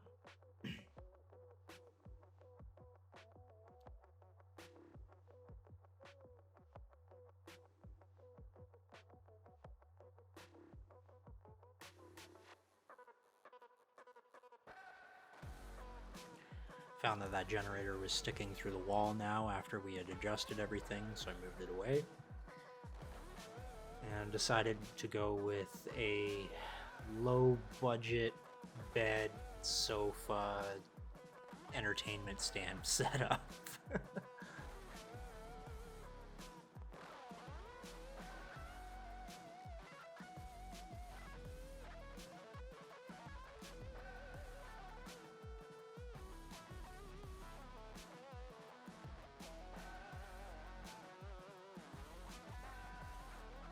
There we go. a nice size for the TV.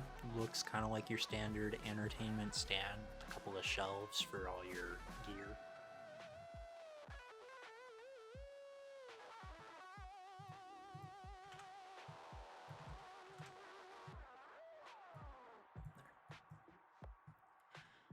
Alright, so literally everything you would need in an apartment.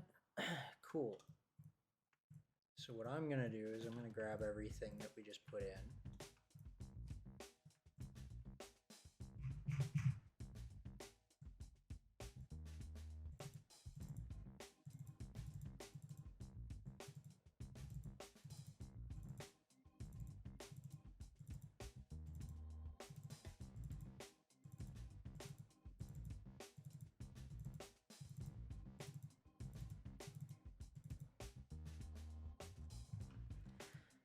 Go. Control X for global.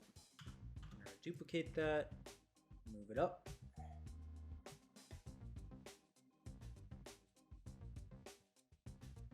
So it's all sitting on the ground.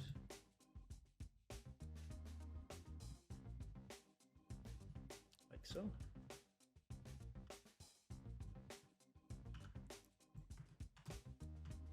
And we're just going to keep doing that. So all the apartments on this side are done.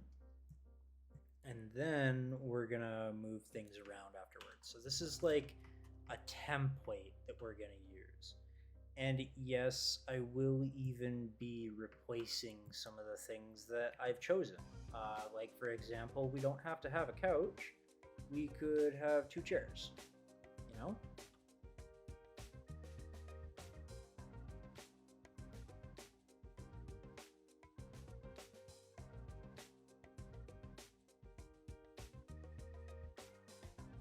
From here, we can use the same template. We just move it into the other apartment and then rearrange all of the props and assets so it kind of matches the same style, but just reversed. Again, we have to keep in mind the window that's surrounding 3/4 of the apartment. We have to keep in mind that the bathroom has been flipped or mirrored more or less. The door can more or less stay in the same position until we go to the other side of the apartment building. Then things flip once again.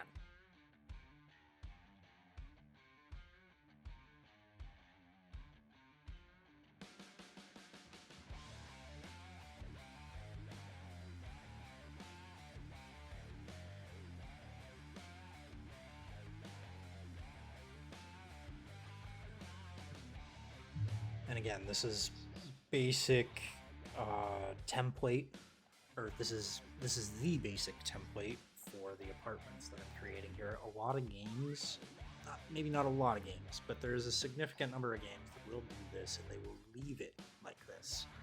And that's totally okay to some extent, if it's not totally a necessary thing. But if you're not encouraging the exploration through aesthetics, then you should be encouraging it through the gameplay itself.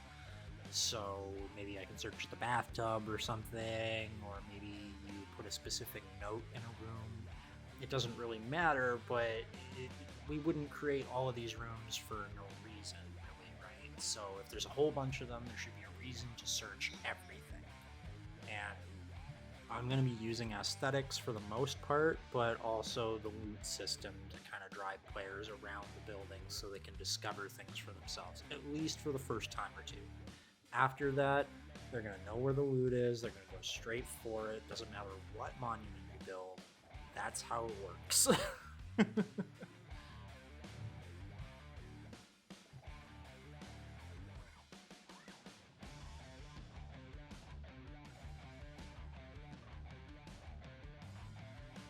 So let's take this, copy the transform values.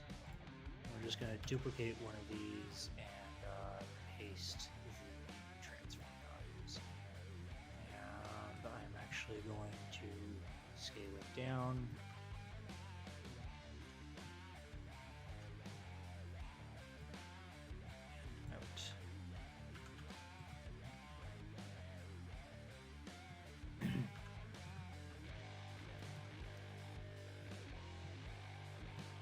these will make some sort of sense.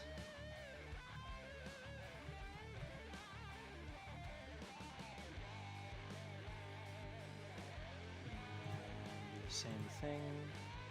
Transform values. Duplicate this one. These transform values. I'm just gonna grow it a little. Shrink. End to end. There we are.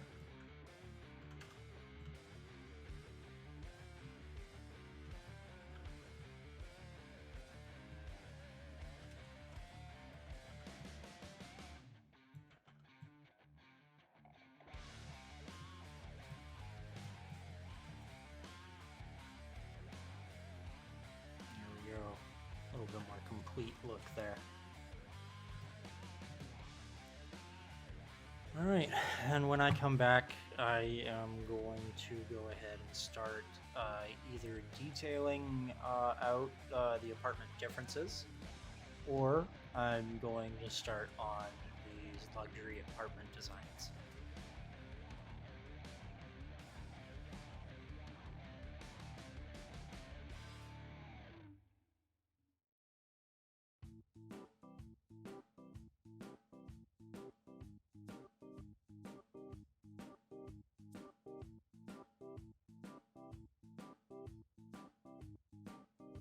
So, keeping in theme with our white, blue, and red-ish sort of idea, we're gonna make ourselves a custom little rug. Actually save that off so I can reuse it later.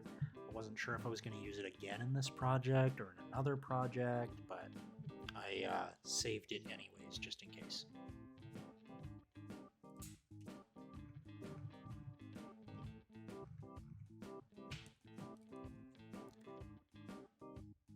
So here I'm just trying to find different ways to tell story. Just kind of placing different things, moving stuff around. In this case, I removed the door that players can operate, replaced it with a door that players can't use, and took it off the hinges. Put a little barricade up, a little HMLMG, and it kind of looks like a guy was back here defending himself. And then, of course, I went and grabbed a burn body. And you're going to see me use burn bodies all over the place because actual rust bodies can't be placed in Rust Edit, unfortunately. Little head in the toilet, by the way, cameo callback over what Face Punch did, putting the head in the toilet in the Arctic research monument.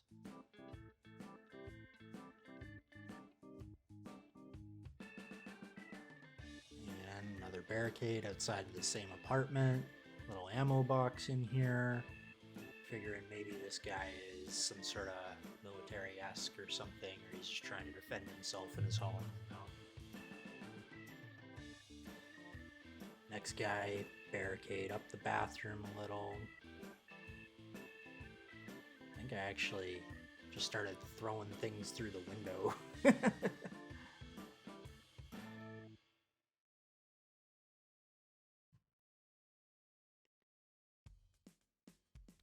Another door taken off, keeping the floor interesting, taking a TV out, throwing it on the ground, just moving things around, making them look a little more lived in. That's the first thing that you should do with your template anyways, and then after that go ahead and add more assets and props if you have the budget for it. In this case, I've got a loose budget, but I don't want to overdo it because I don't really know where this building is going to go on the map yet. I've got a couple ideas for placement, but you see I put a landmine in that room there just on the other side of the barricade. That way when you hop over, you might see it, you might not. It's a little cruel, but I mean, after you traverse the monument once or twice, you're going to know that it's there.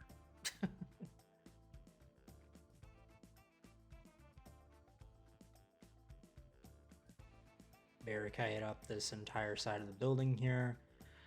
Now, in retrospect, I did this, and then I looked outside and I realized there was no reason for this guy to do that, but we're not going to talk about that. I'll keep that in mind next time I barricade up a glass window on the third floor.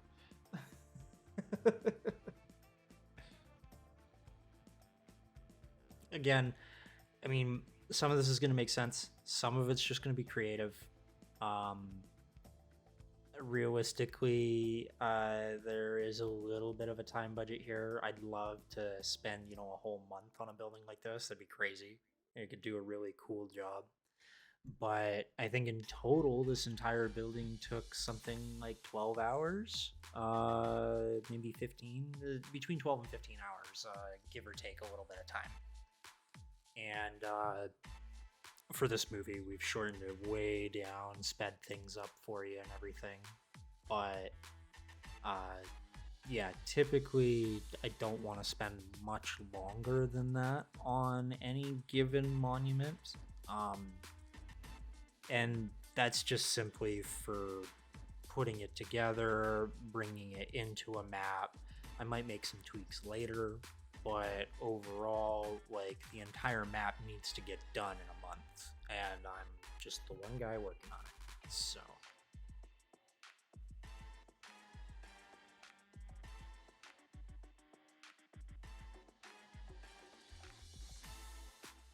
and I guess while we're on that topic of this needing to be done within a month, I also do guides,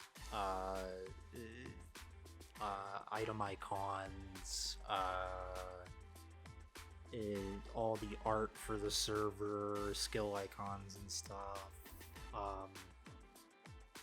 And I also fix bugs, moderate the server, and I try to create play content. So I'm quite busy. And while I would love to do, so much more with my maps, I've kind of split myself up into a more healthy habit for producing content. And what I mean by that is, while I'm not too worried about the amount of time I spend on it, 12-15 hours for this, in the end, maybe next year when we rotate this map back in, I put another 12 to 15 hours into the building, and then we get all the props and garnish and everything. Maybe. Again, performance is going to be a thing at that point. I'll also have a whole bunch of other little bug things. Maybe people found things sticking through walls or whatever, something that I didn't notice. Could be that Rust has entirely new materials or objects that I want to play with too. So I always have something to play with when I come back for a map. The one map that we have done twice is the Archipelago. And the Archipelago actually was a lot of fun to make the first time around, and the second time around it just ended up so much better. Anyways, going way off topic there, back to what I'm doing right now. Putting that water in the bathtub. Now, anybody that's played with water in Rust knows that the moment I did that, everything underneath that water is swimmable. That means every floor. So that's not good. But you can get around that with water and terrain trigger volumes.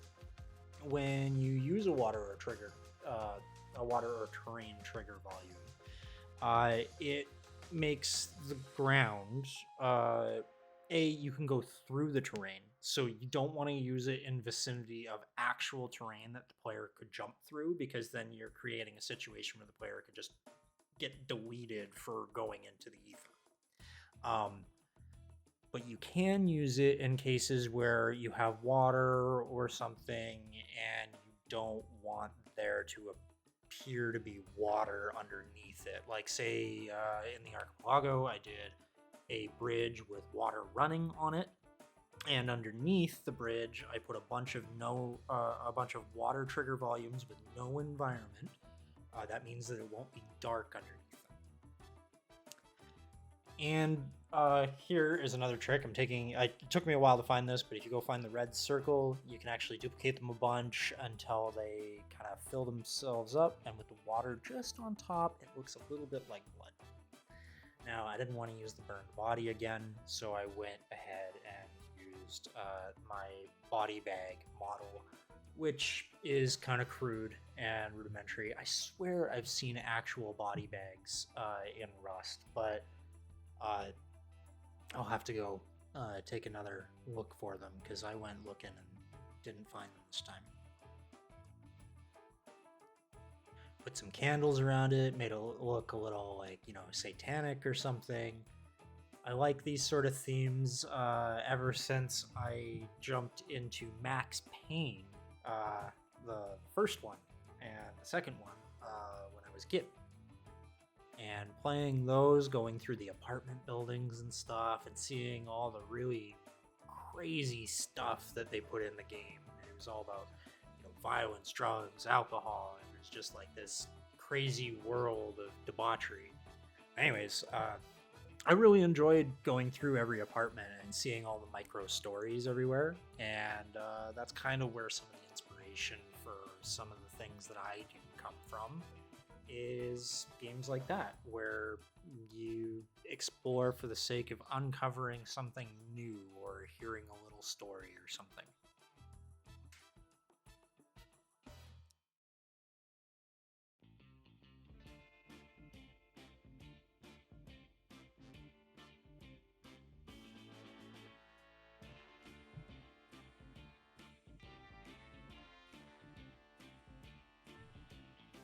And here we're just trying to grab all of the floor detail that I did on the first floor and duplicate it up. Now, we don't want it to be the same on every floor, but again, start with a template, move it around, and make it look a little different. It's good junk, the way that it was placed. There's no reason to do this 20 times. See, we're painting in a little bit more of those decals in between. Again, this just makes every floor look different.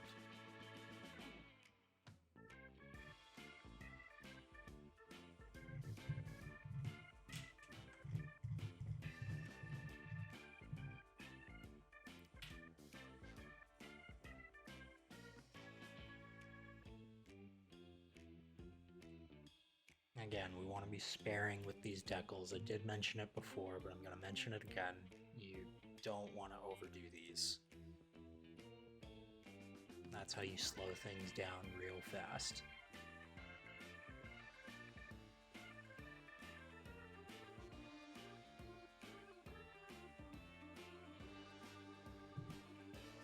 We haven't put any carpet into any of the apartments yet, so we're just laying down our first carpet. The corner apartments are the trick here. But they were all doable with 3 pieces. Those 3 pieces just needed to be moved around correctly.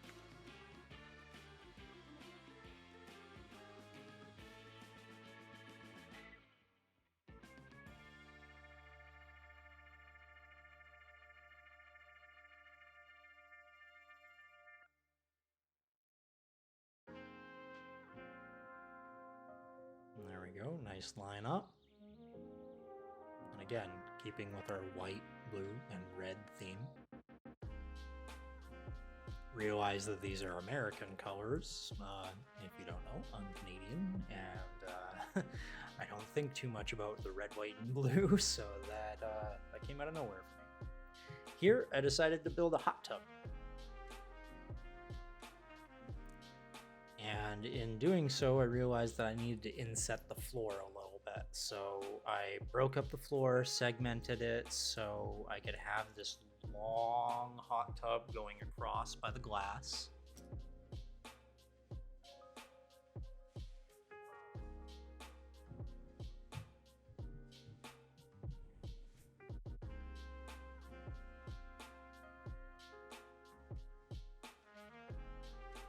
There we go.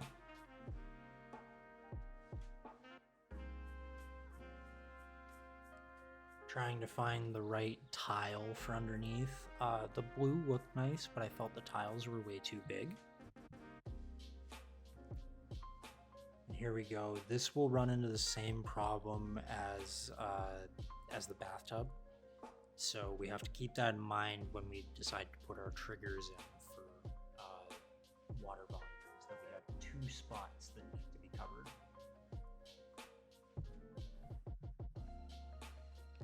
Put some bottles around like it was a party. If you're going to duplicate a single asset like that and spam it around, just make sure you rotate them, otherwise it looks like object spam. Put some bodies in there. And again, the idea that Rust is a post-apocalyptic world shouldn't go away. I know a lot of people do custom maps to do different themes and stuff. That's totally fine, but our server isn't like Nova, where they do, Mars. We are very in line with the Rust post-apocalyptic theme, and all the monuments and stuff that I do for that, I try to keep that in mind. Not veer off course too much.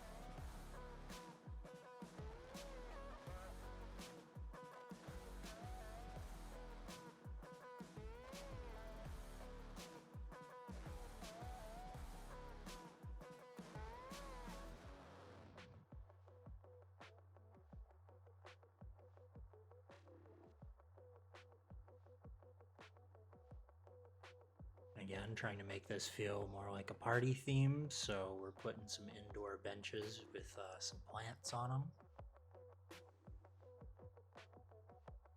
At this point, I went and looked up some luxury apartments and stuff, remembered that ottomans exist, so I went and grabbed myself some cloth, thought about rounding it off. It didn't really sit well with me, this idea in the first place, so I ended up just not doing this. I deleted them.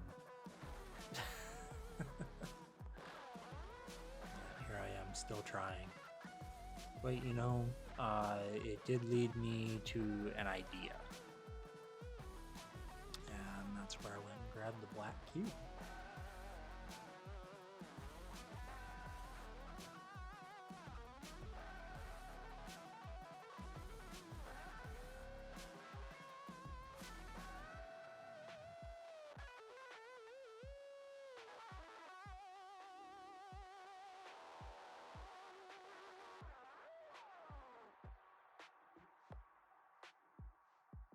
This is a very boxy looking object. Obviously, if you're gonna make a prefab for real, you wouldn't do it like this. This is more something that I just whipped together as quickly as possible because I need some sort of ottoman or placeholder. I didn't want to use little tables or anything. And I don't want to use like 500 objects on an ottoman, honestly. Nor do I want to spend the time on doing that right now. It would be more efficient to be able to bring in my own object and just plug her right into Rust Edit.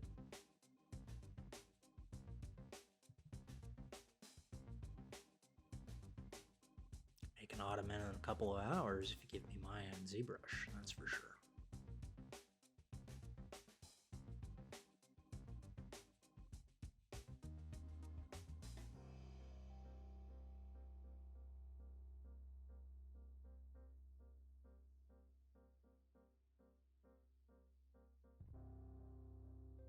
So here I'm just trying to make sure that my tile for the floor or for the luxury apartments doesn't actually overlap the hot tub that we got there. And this does mean that the tiles are going to be misaligned. And this is just a sacrifice again that we make in modding.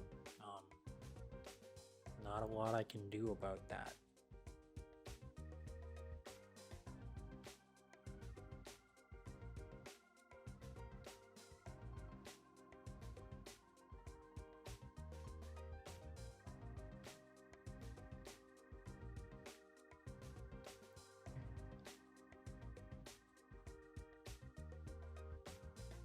So here I'm thinking about continuity, and just where the windows were and weren't, and trying to make a little bit of sense of it so it doesn't look like it was random. It looks more cohesive and deliberate.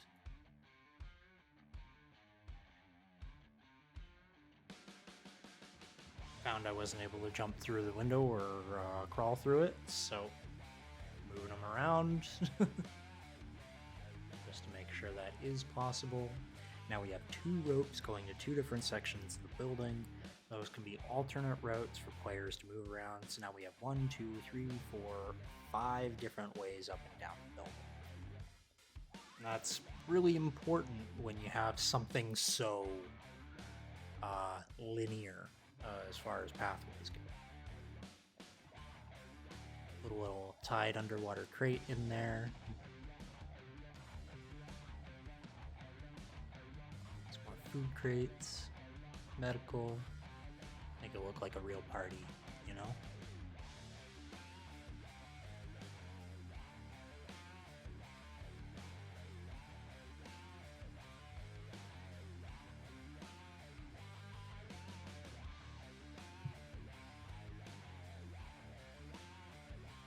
Okay, this time we started with a piano. I'm using a luxury apartment for reference. Just trying to get a similar layout.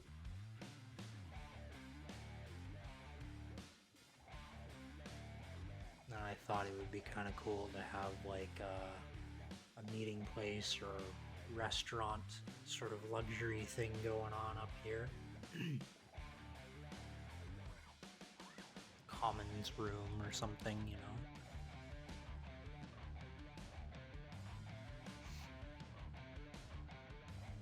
That was a really white curtain. These, put them up, and they become this nice little divider.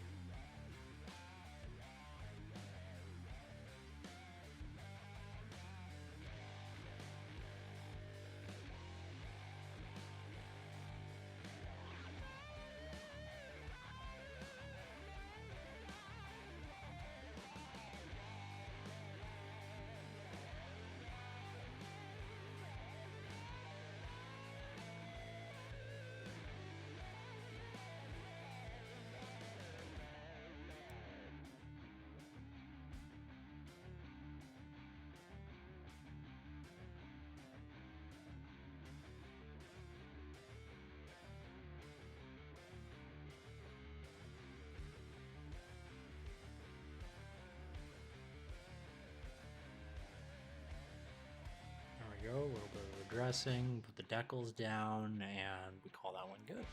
Moving on to the next one.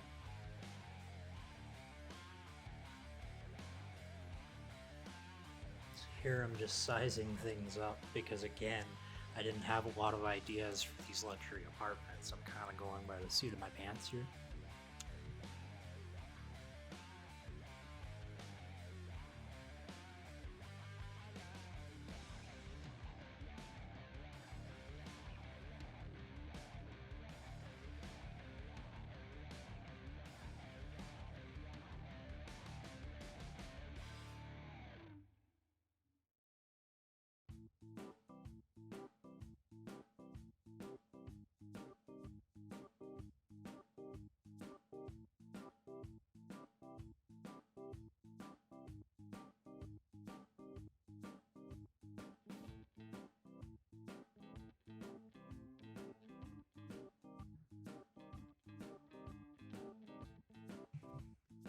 we go. Now we have this nice feel to those top two luxury apartments. They actually have like this separate sectioning that I was able to use, and it generated some ideas for me.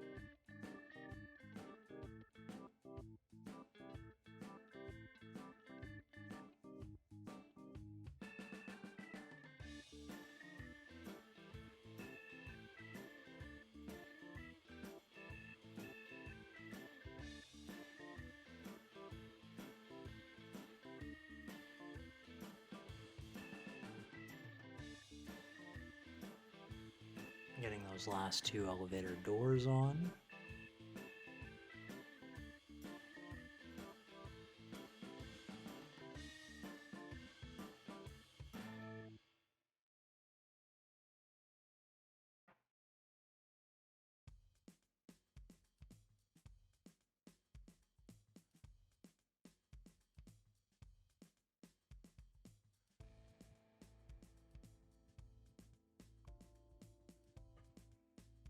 And then, of course, fitting the elevator buttons.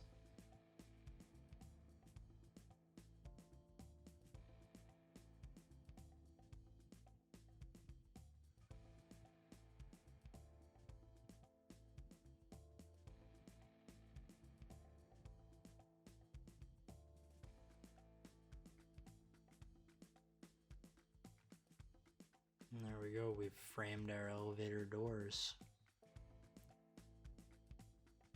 From there, I threw in a scrap helicopter wreck and some fire and a TV, and thought, you know what? Let's just make this an absolute mess. Made his little luxury bathroom with giant bathtub.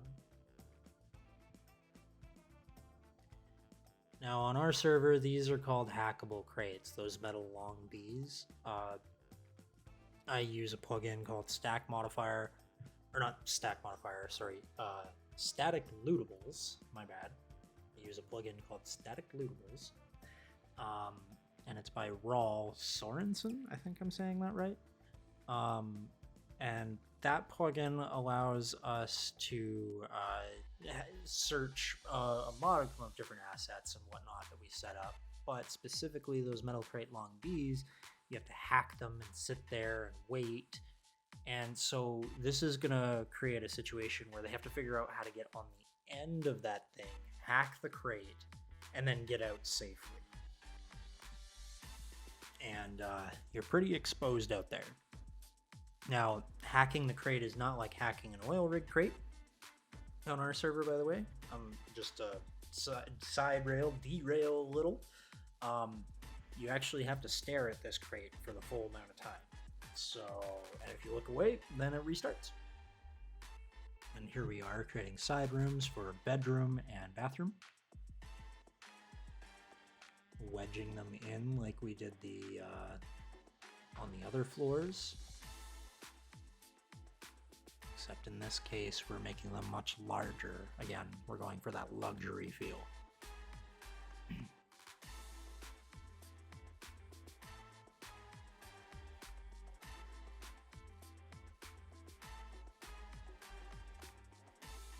Now I know that those regular beds just don't work, by the way. They don't spawn in. So I've just widened this bed. And we're gonna use these metal things from Arctic and Airfield, I believe. There you find them both in there. In fact, you find them in Underwater Lab as well. But these metal pieces for furniture, I feel like they're close to what I'm looking for.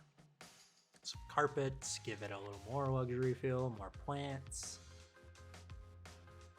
And we're not doing too bad. The apartment feels pretty empty, but the focus is the crash, so I'm not too worried about filling it with more stuff just yet. All of that's just garnish, so that'll come at a later date, but not in this build.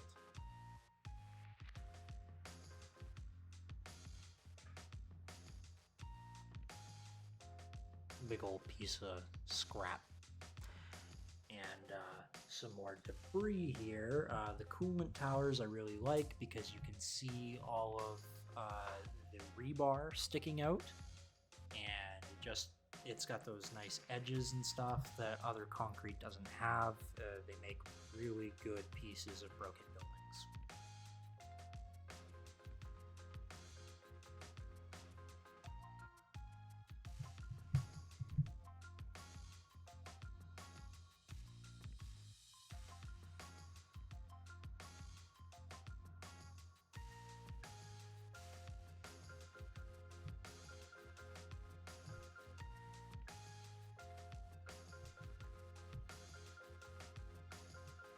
There is another level that I could take this to. I could be removing pieces of the existing concrete and creating, insets and actual breakage into into the floor below and above.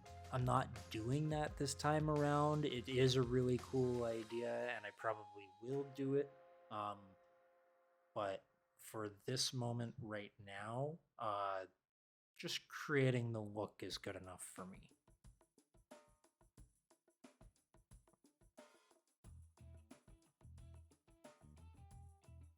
There we go. Now it's got this flaming aesthetic on the one part of the building. That's nice. And then we're going to do that one really high-class, ritzy thing and put a couple vehicles up here. I had originally tried to get the drivable sedan test to spawn. It does not spawn, at least on my end.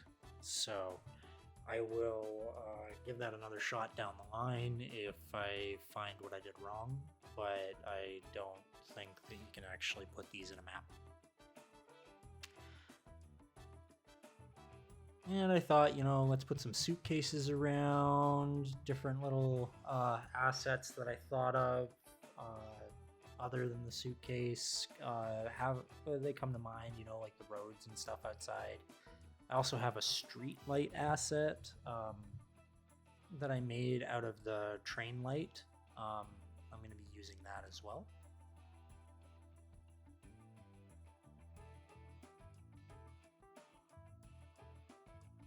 Here I am just creating a little bit of a road plan. All monuments have this sort of thing, well, most monuments anyways, where they can connect to a road, and that's what I'm planning out here.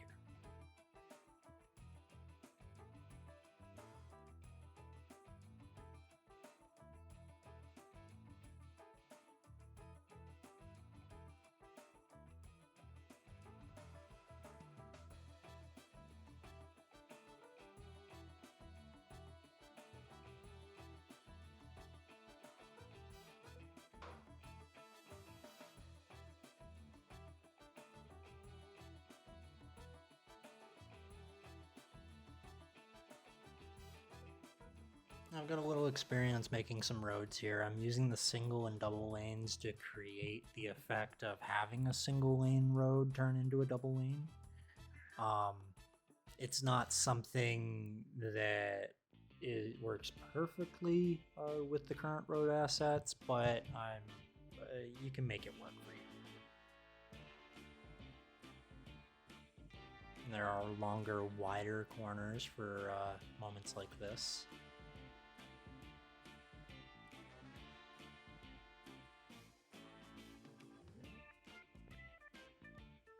There we go. For the most part, we can take the gravel now and paint the roads like you would see on the actual map.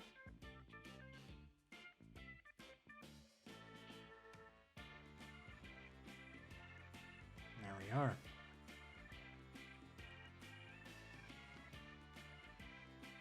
One more road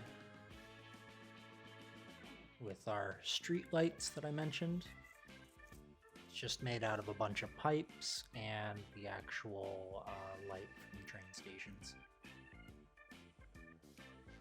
Or underground train tunnels.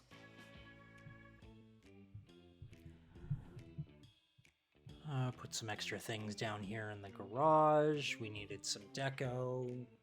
We didn't fully flesh this out yet. This was done off camera, most of the work. So throwing a little bit of stuff down in here, just to make sure that it's of the same, attention as everything else that we did with the building.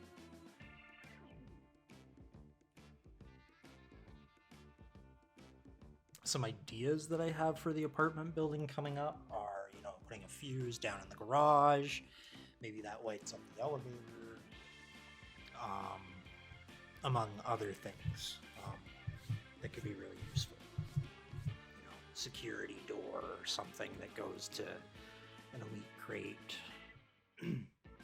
Depending on what level I want this monument to be compared to the others. The next monument that I'm going to be making is a casino, and we're putting a vault in it. So it's going to be the highest tier of monument that we can make. This one should sit somewhere a little bit lower. Again, it's okay to have fun with the details that you put in. I mean, that guy's carrying a bunch of toilet paper in the back of his truck.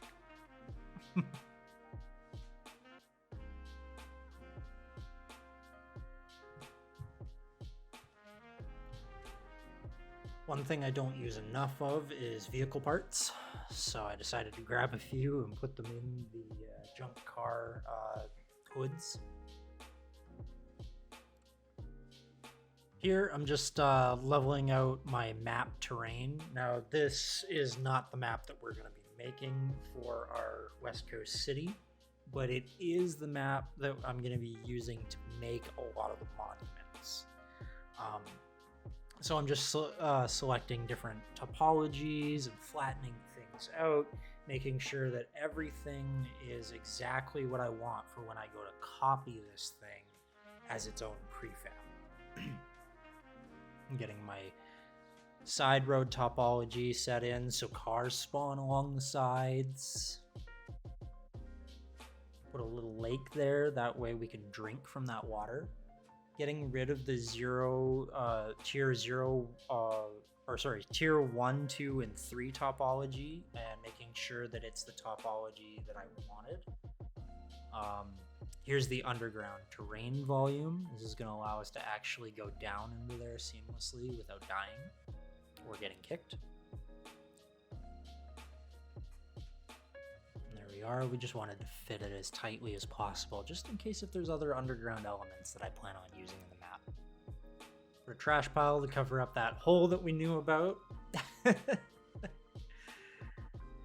And yeah, that's mostly good.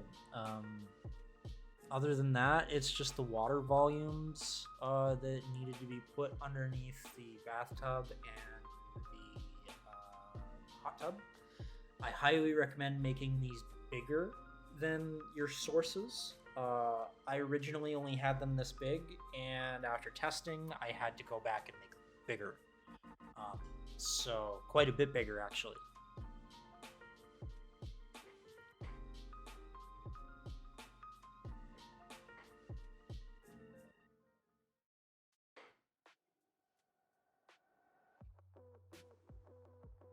And there we go. That just about covers it all. Let's go take a look.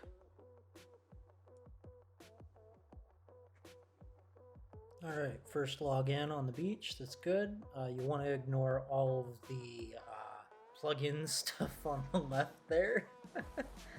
But we can already see the building look good from a distance. We've got some trees spawning in around it. That's good. Does look like I got a couple guys floating in the air. That's more plug-in issues. No big deal, honestly. Doesn't look like the fountain had actually taken on our lake property for drinking, but no big deal.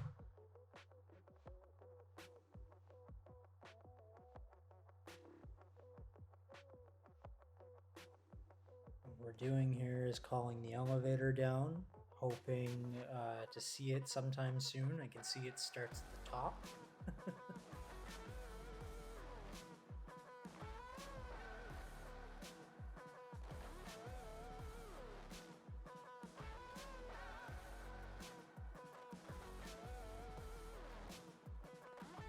There she is. Took some time, but it's here. So just go up one floor, take a look. Go into the apartment, no problem. Got good space to move around. Can actually get in, and oh, bean can grenade right off the bat. Look at that. So again, that's part of our plugin, being able to find stuff inside of objects, assets, static lootables by roll.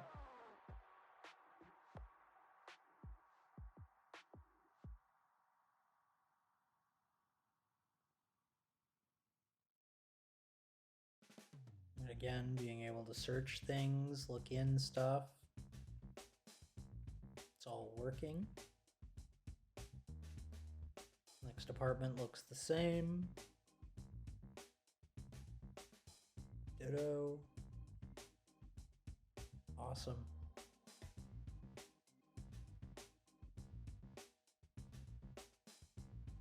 Up to the next floor, it looks a little different.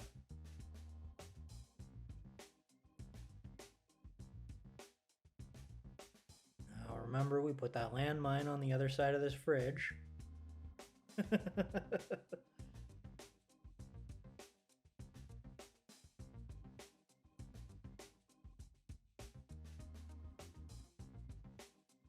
He's got food in here for us.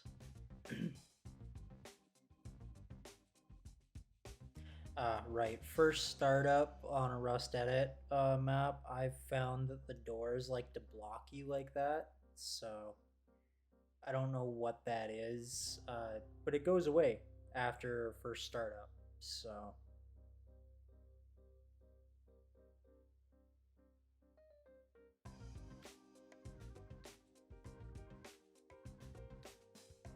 There's our piled up room.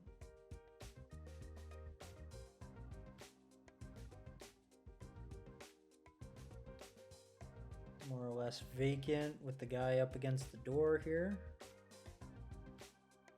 HMLMG in our ammo box here.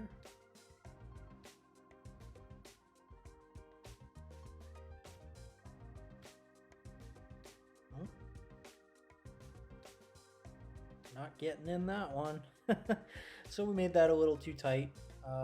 Really, that's just going to come down to me fixing that. This is why you should always test your maps.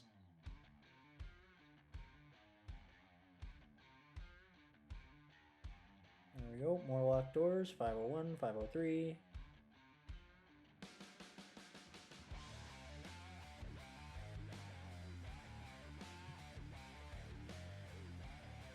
Box to search.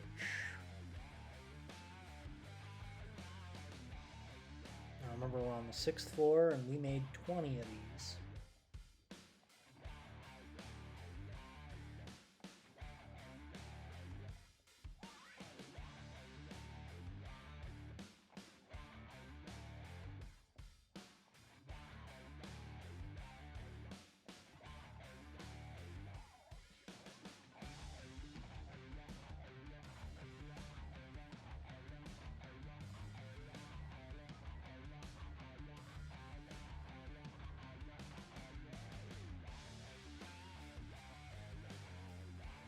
So that there, me lifting up like that, that felt like a little bit of a clipping issue with the water.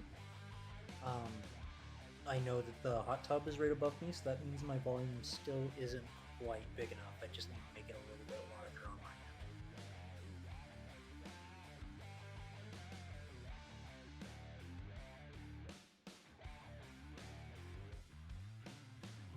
doors. This is good because you have several floors of nothing. And they don't really know where to go the first time around. Even I don't. I built the darn thing.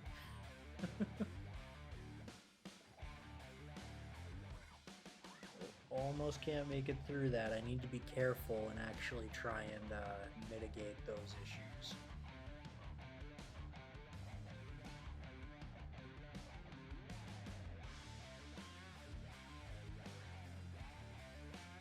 There's our hanging man.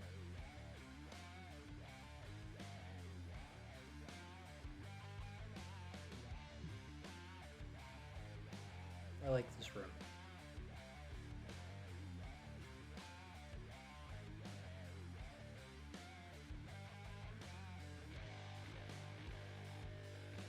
Two rocking chair room.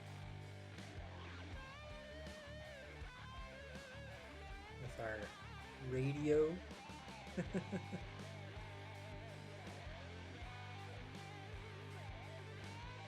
Old time radio.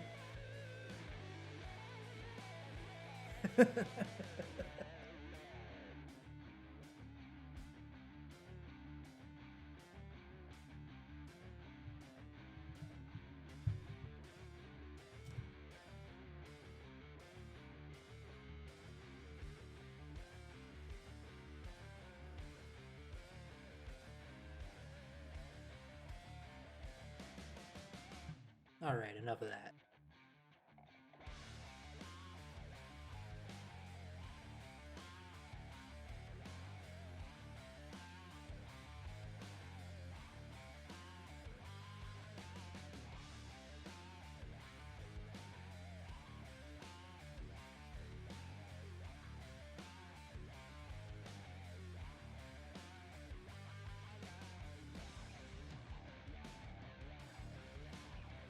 Just an empty room with a box. Nothing wrong with that.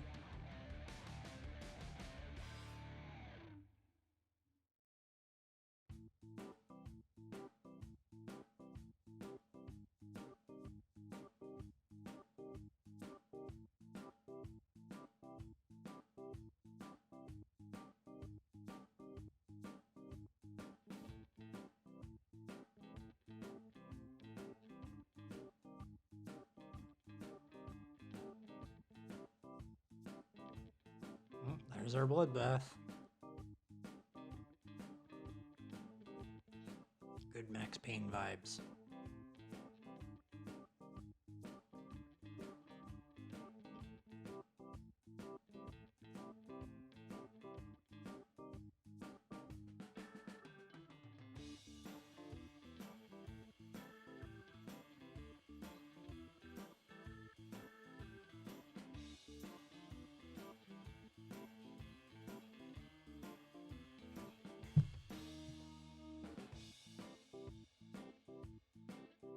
There's our 15th floor and up to our luxury apartments. Let's go.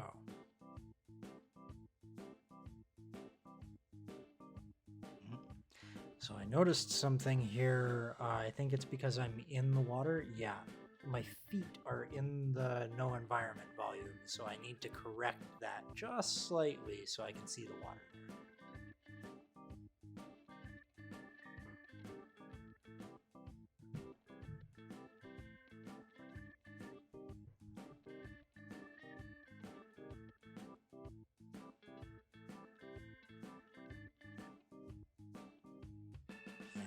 Is playable.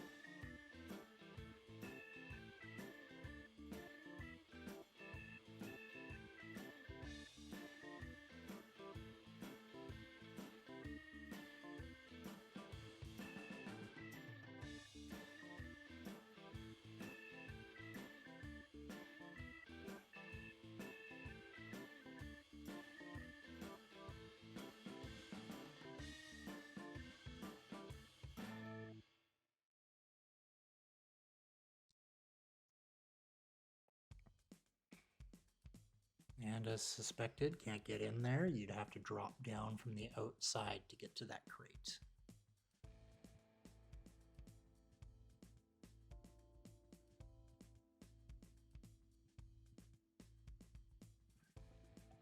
And there's the cars.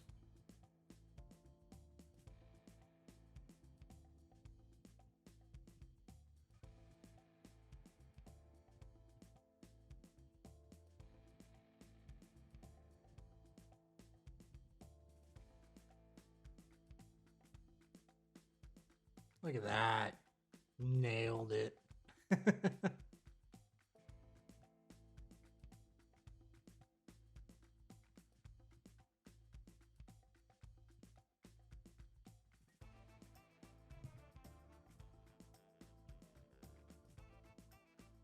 That black flashing box is happening because I'm on local. Doesn't usually happen in game. And we don't need to make you sit through this.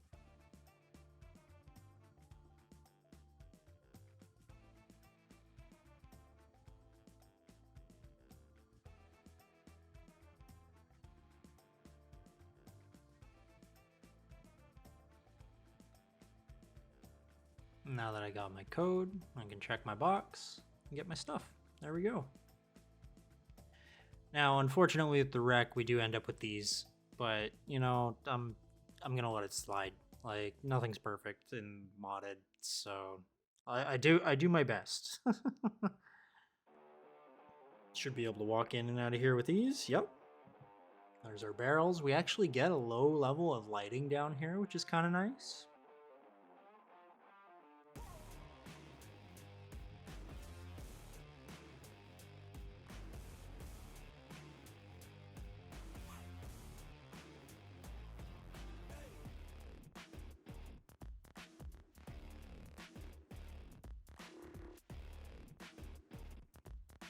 Yeah, overall, I'd say that we're pretty much complete, minus a few things that I want to change here and there.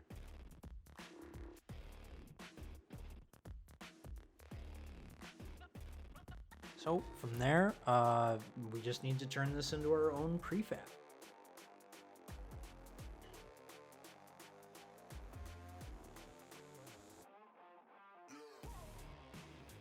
And the way to do that is to open up your prefab list and make sure that you select your diameter to include all of the assets in your new prefab that you're creating. And your fall off is semi-important if you have a lot of detailed splat or topology around. It's nice to have that fall off just so it blends better. And in my case, I need to check every one of these boxes. I need the splat, I need the topology, I need the alpha, I need the terrain height, because I've done underground stuff, I've done actual pathways and stuff, I've done roads. The only thing I didn't go ahead and do is stuff like fields and forest and, you know, rocks and stuff like that. But yeah, other than that, after you've done this, it becomes a stamp. You can move it, place it anywhere you want, put all your topology and everything down. You can duplicate it, you can have more than one. It's the world's your oyster at this moment. And other than that, after you have something like this, we're pretty much done. So if you enjoyed this and you know you like the idea of the abandoned apartment and you want to see more of what I'm doing, more of what West Coast Servers is doing, give me a follow, drop your comments, and really just pick my brain because I'm an open book. I will help you guys with whatever you need. I hope you enjoy the way that I do things, and I hope that you've learned something from this, and I hope to see you all again. So, thanks for watching, and I'll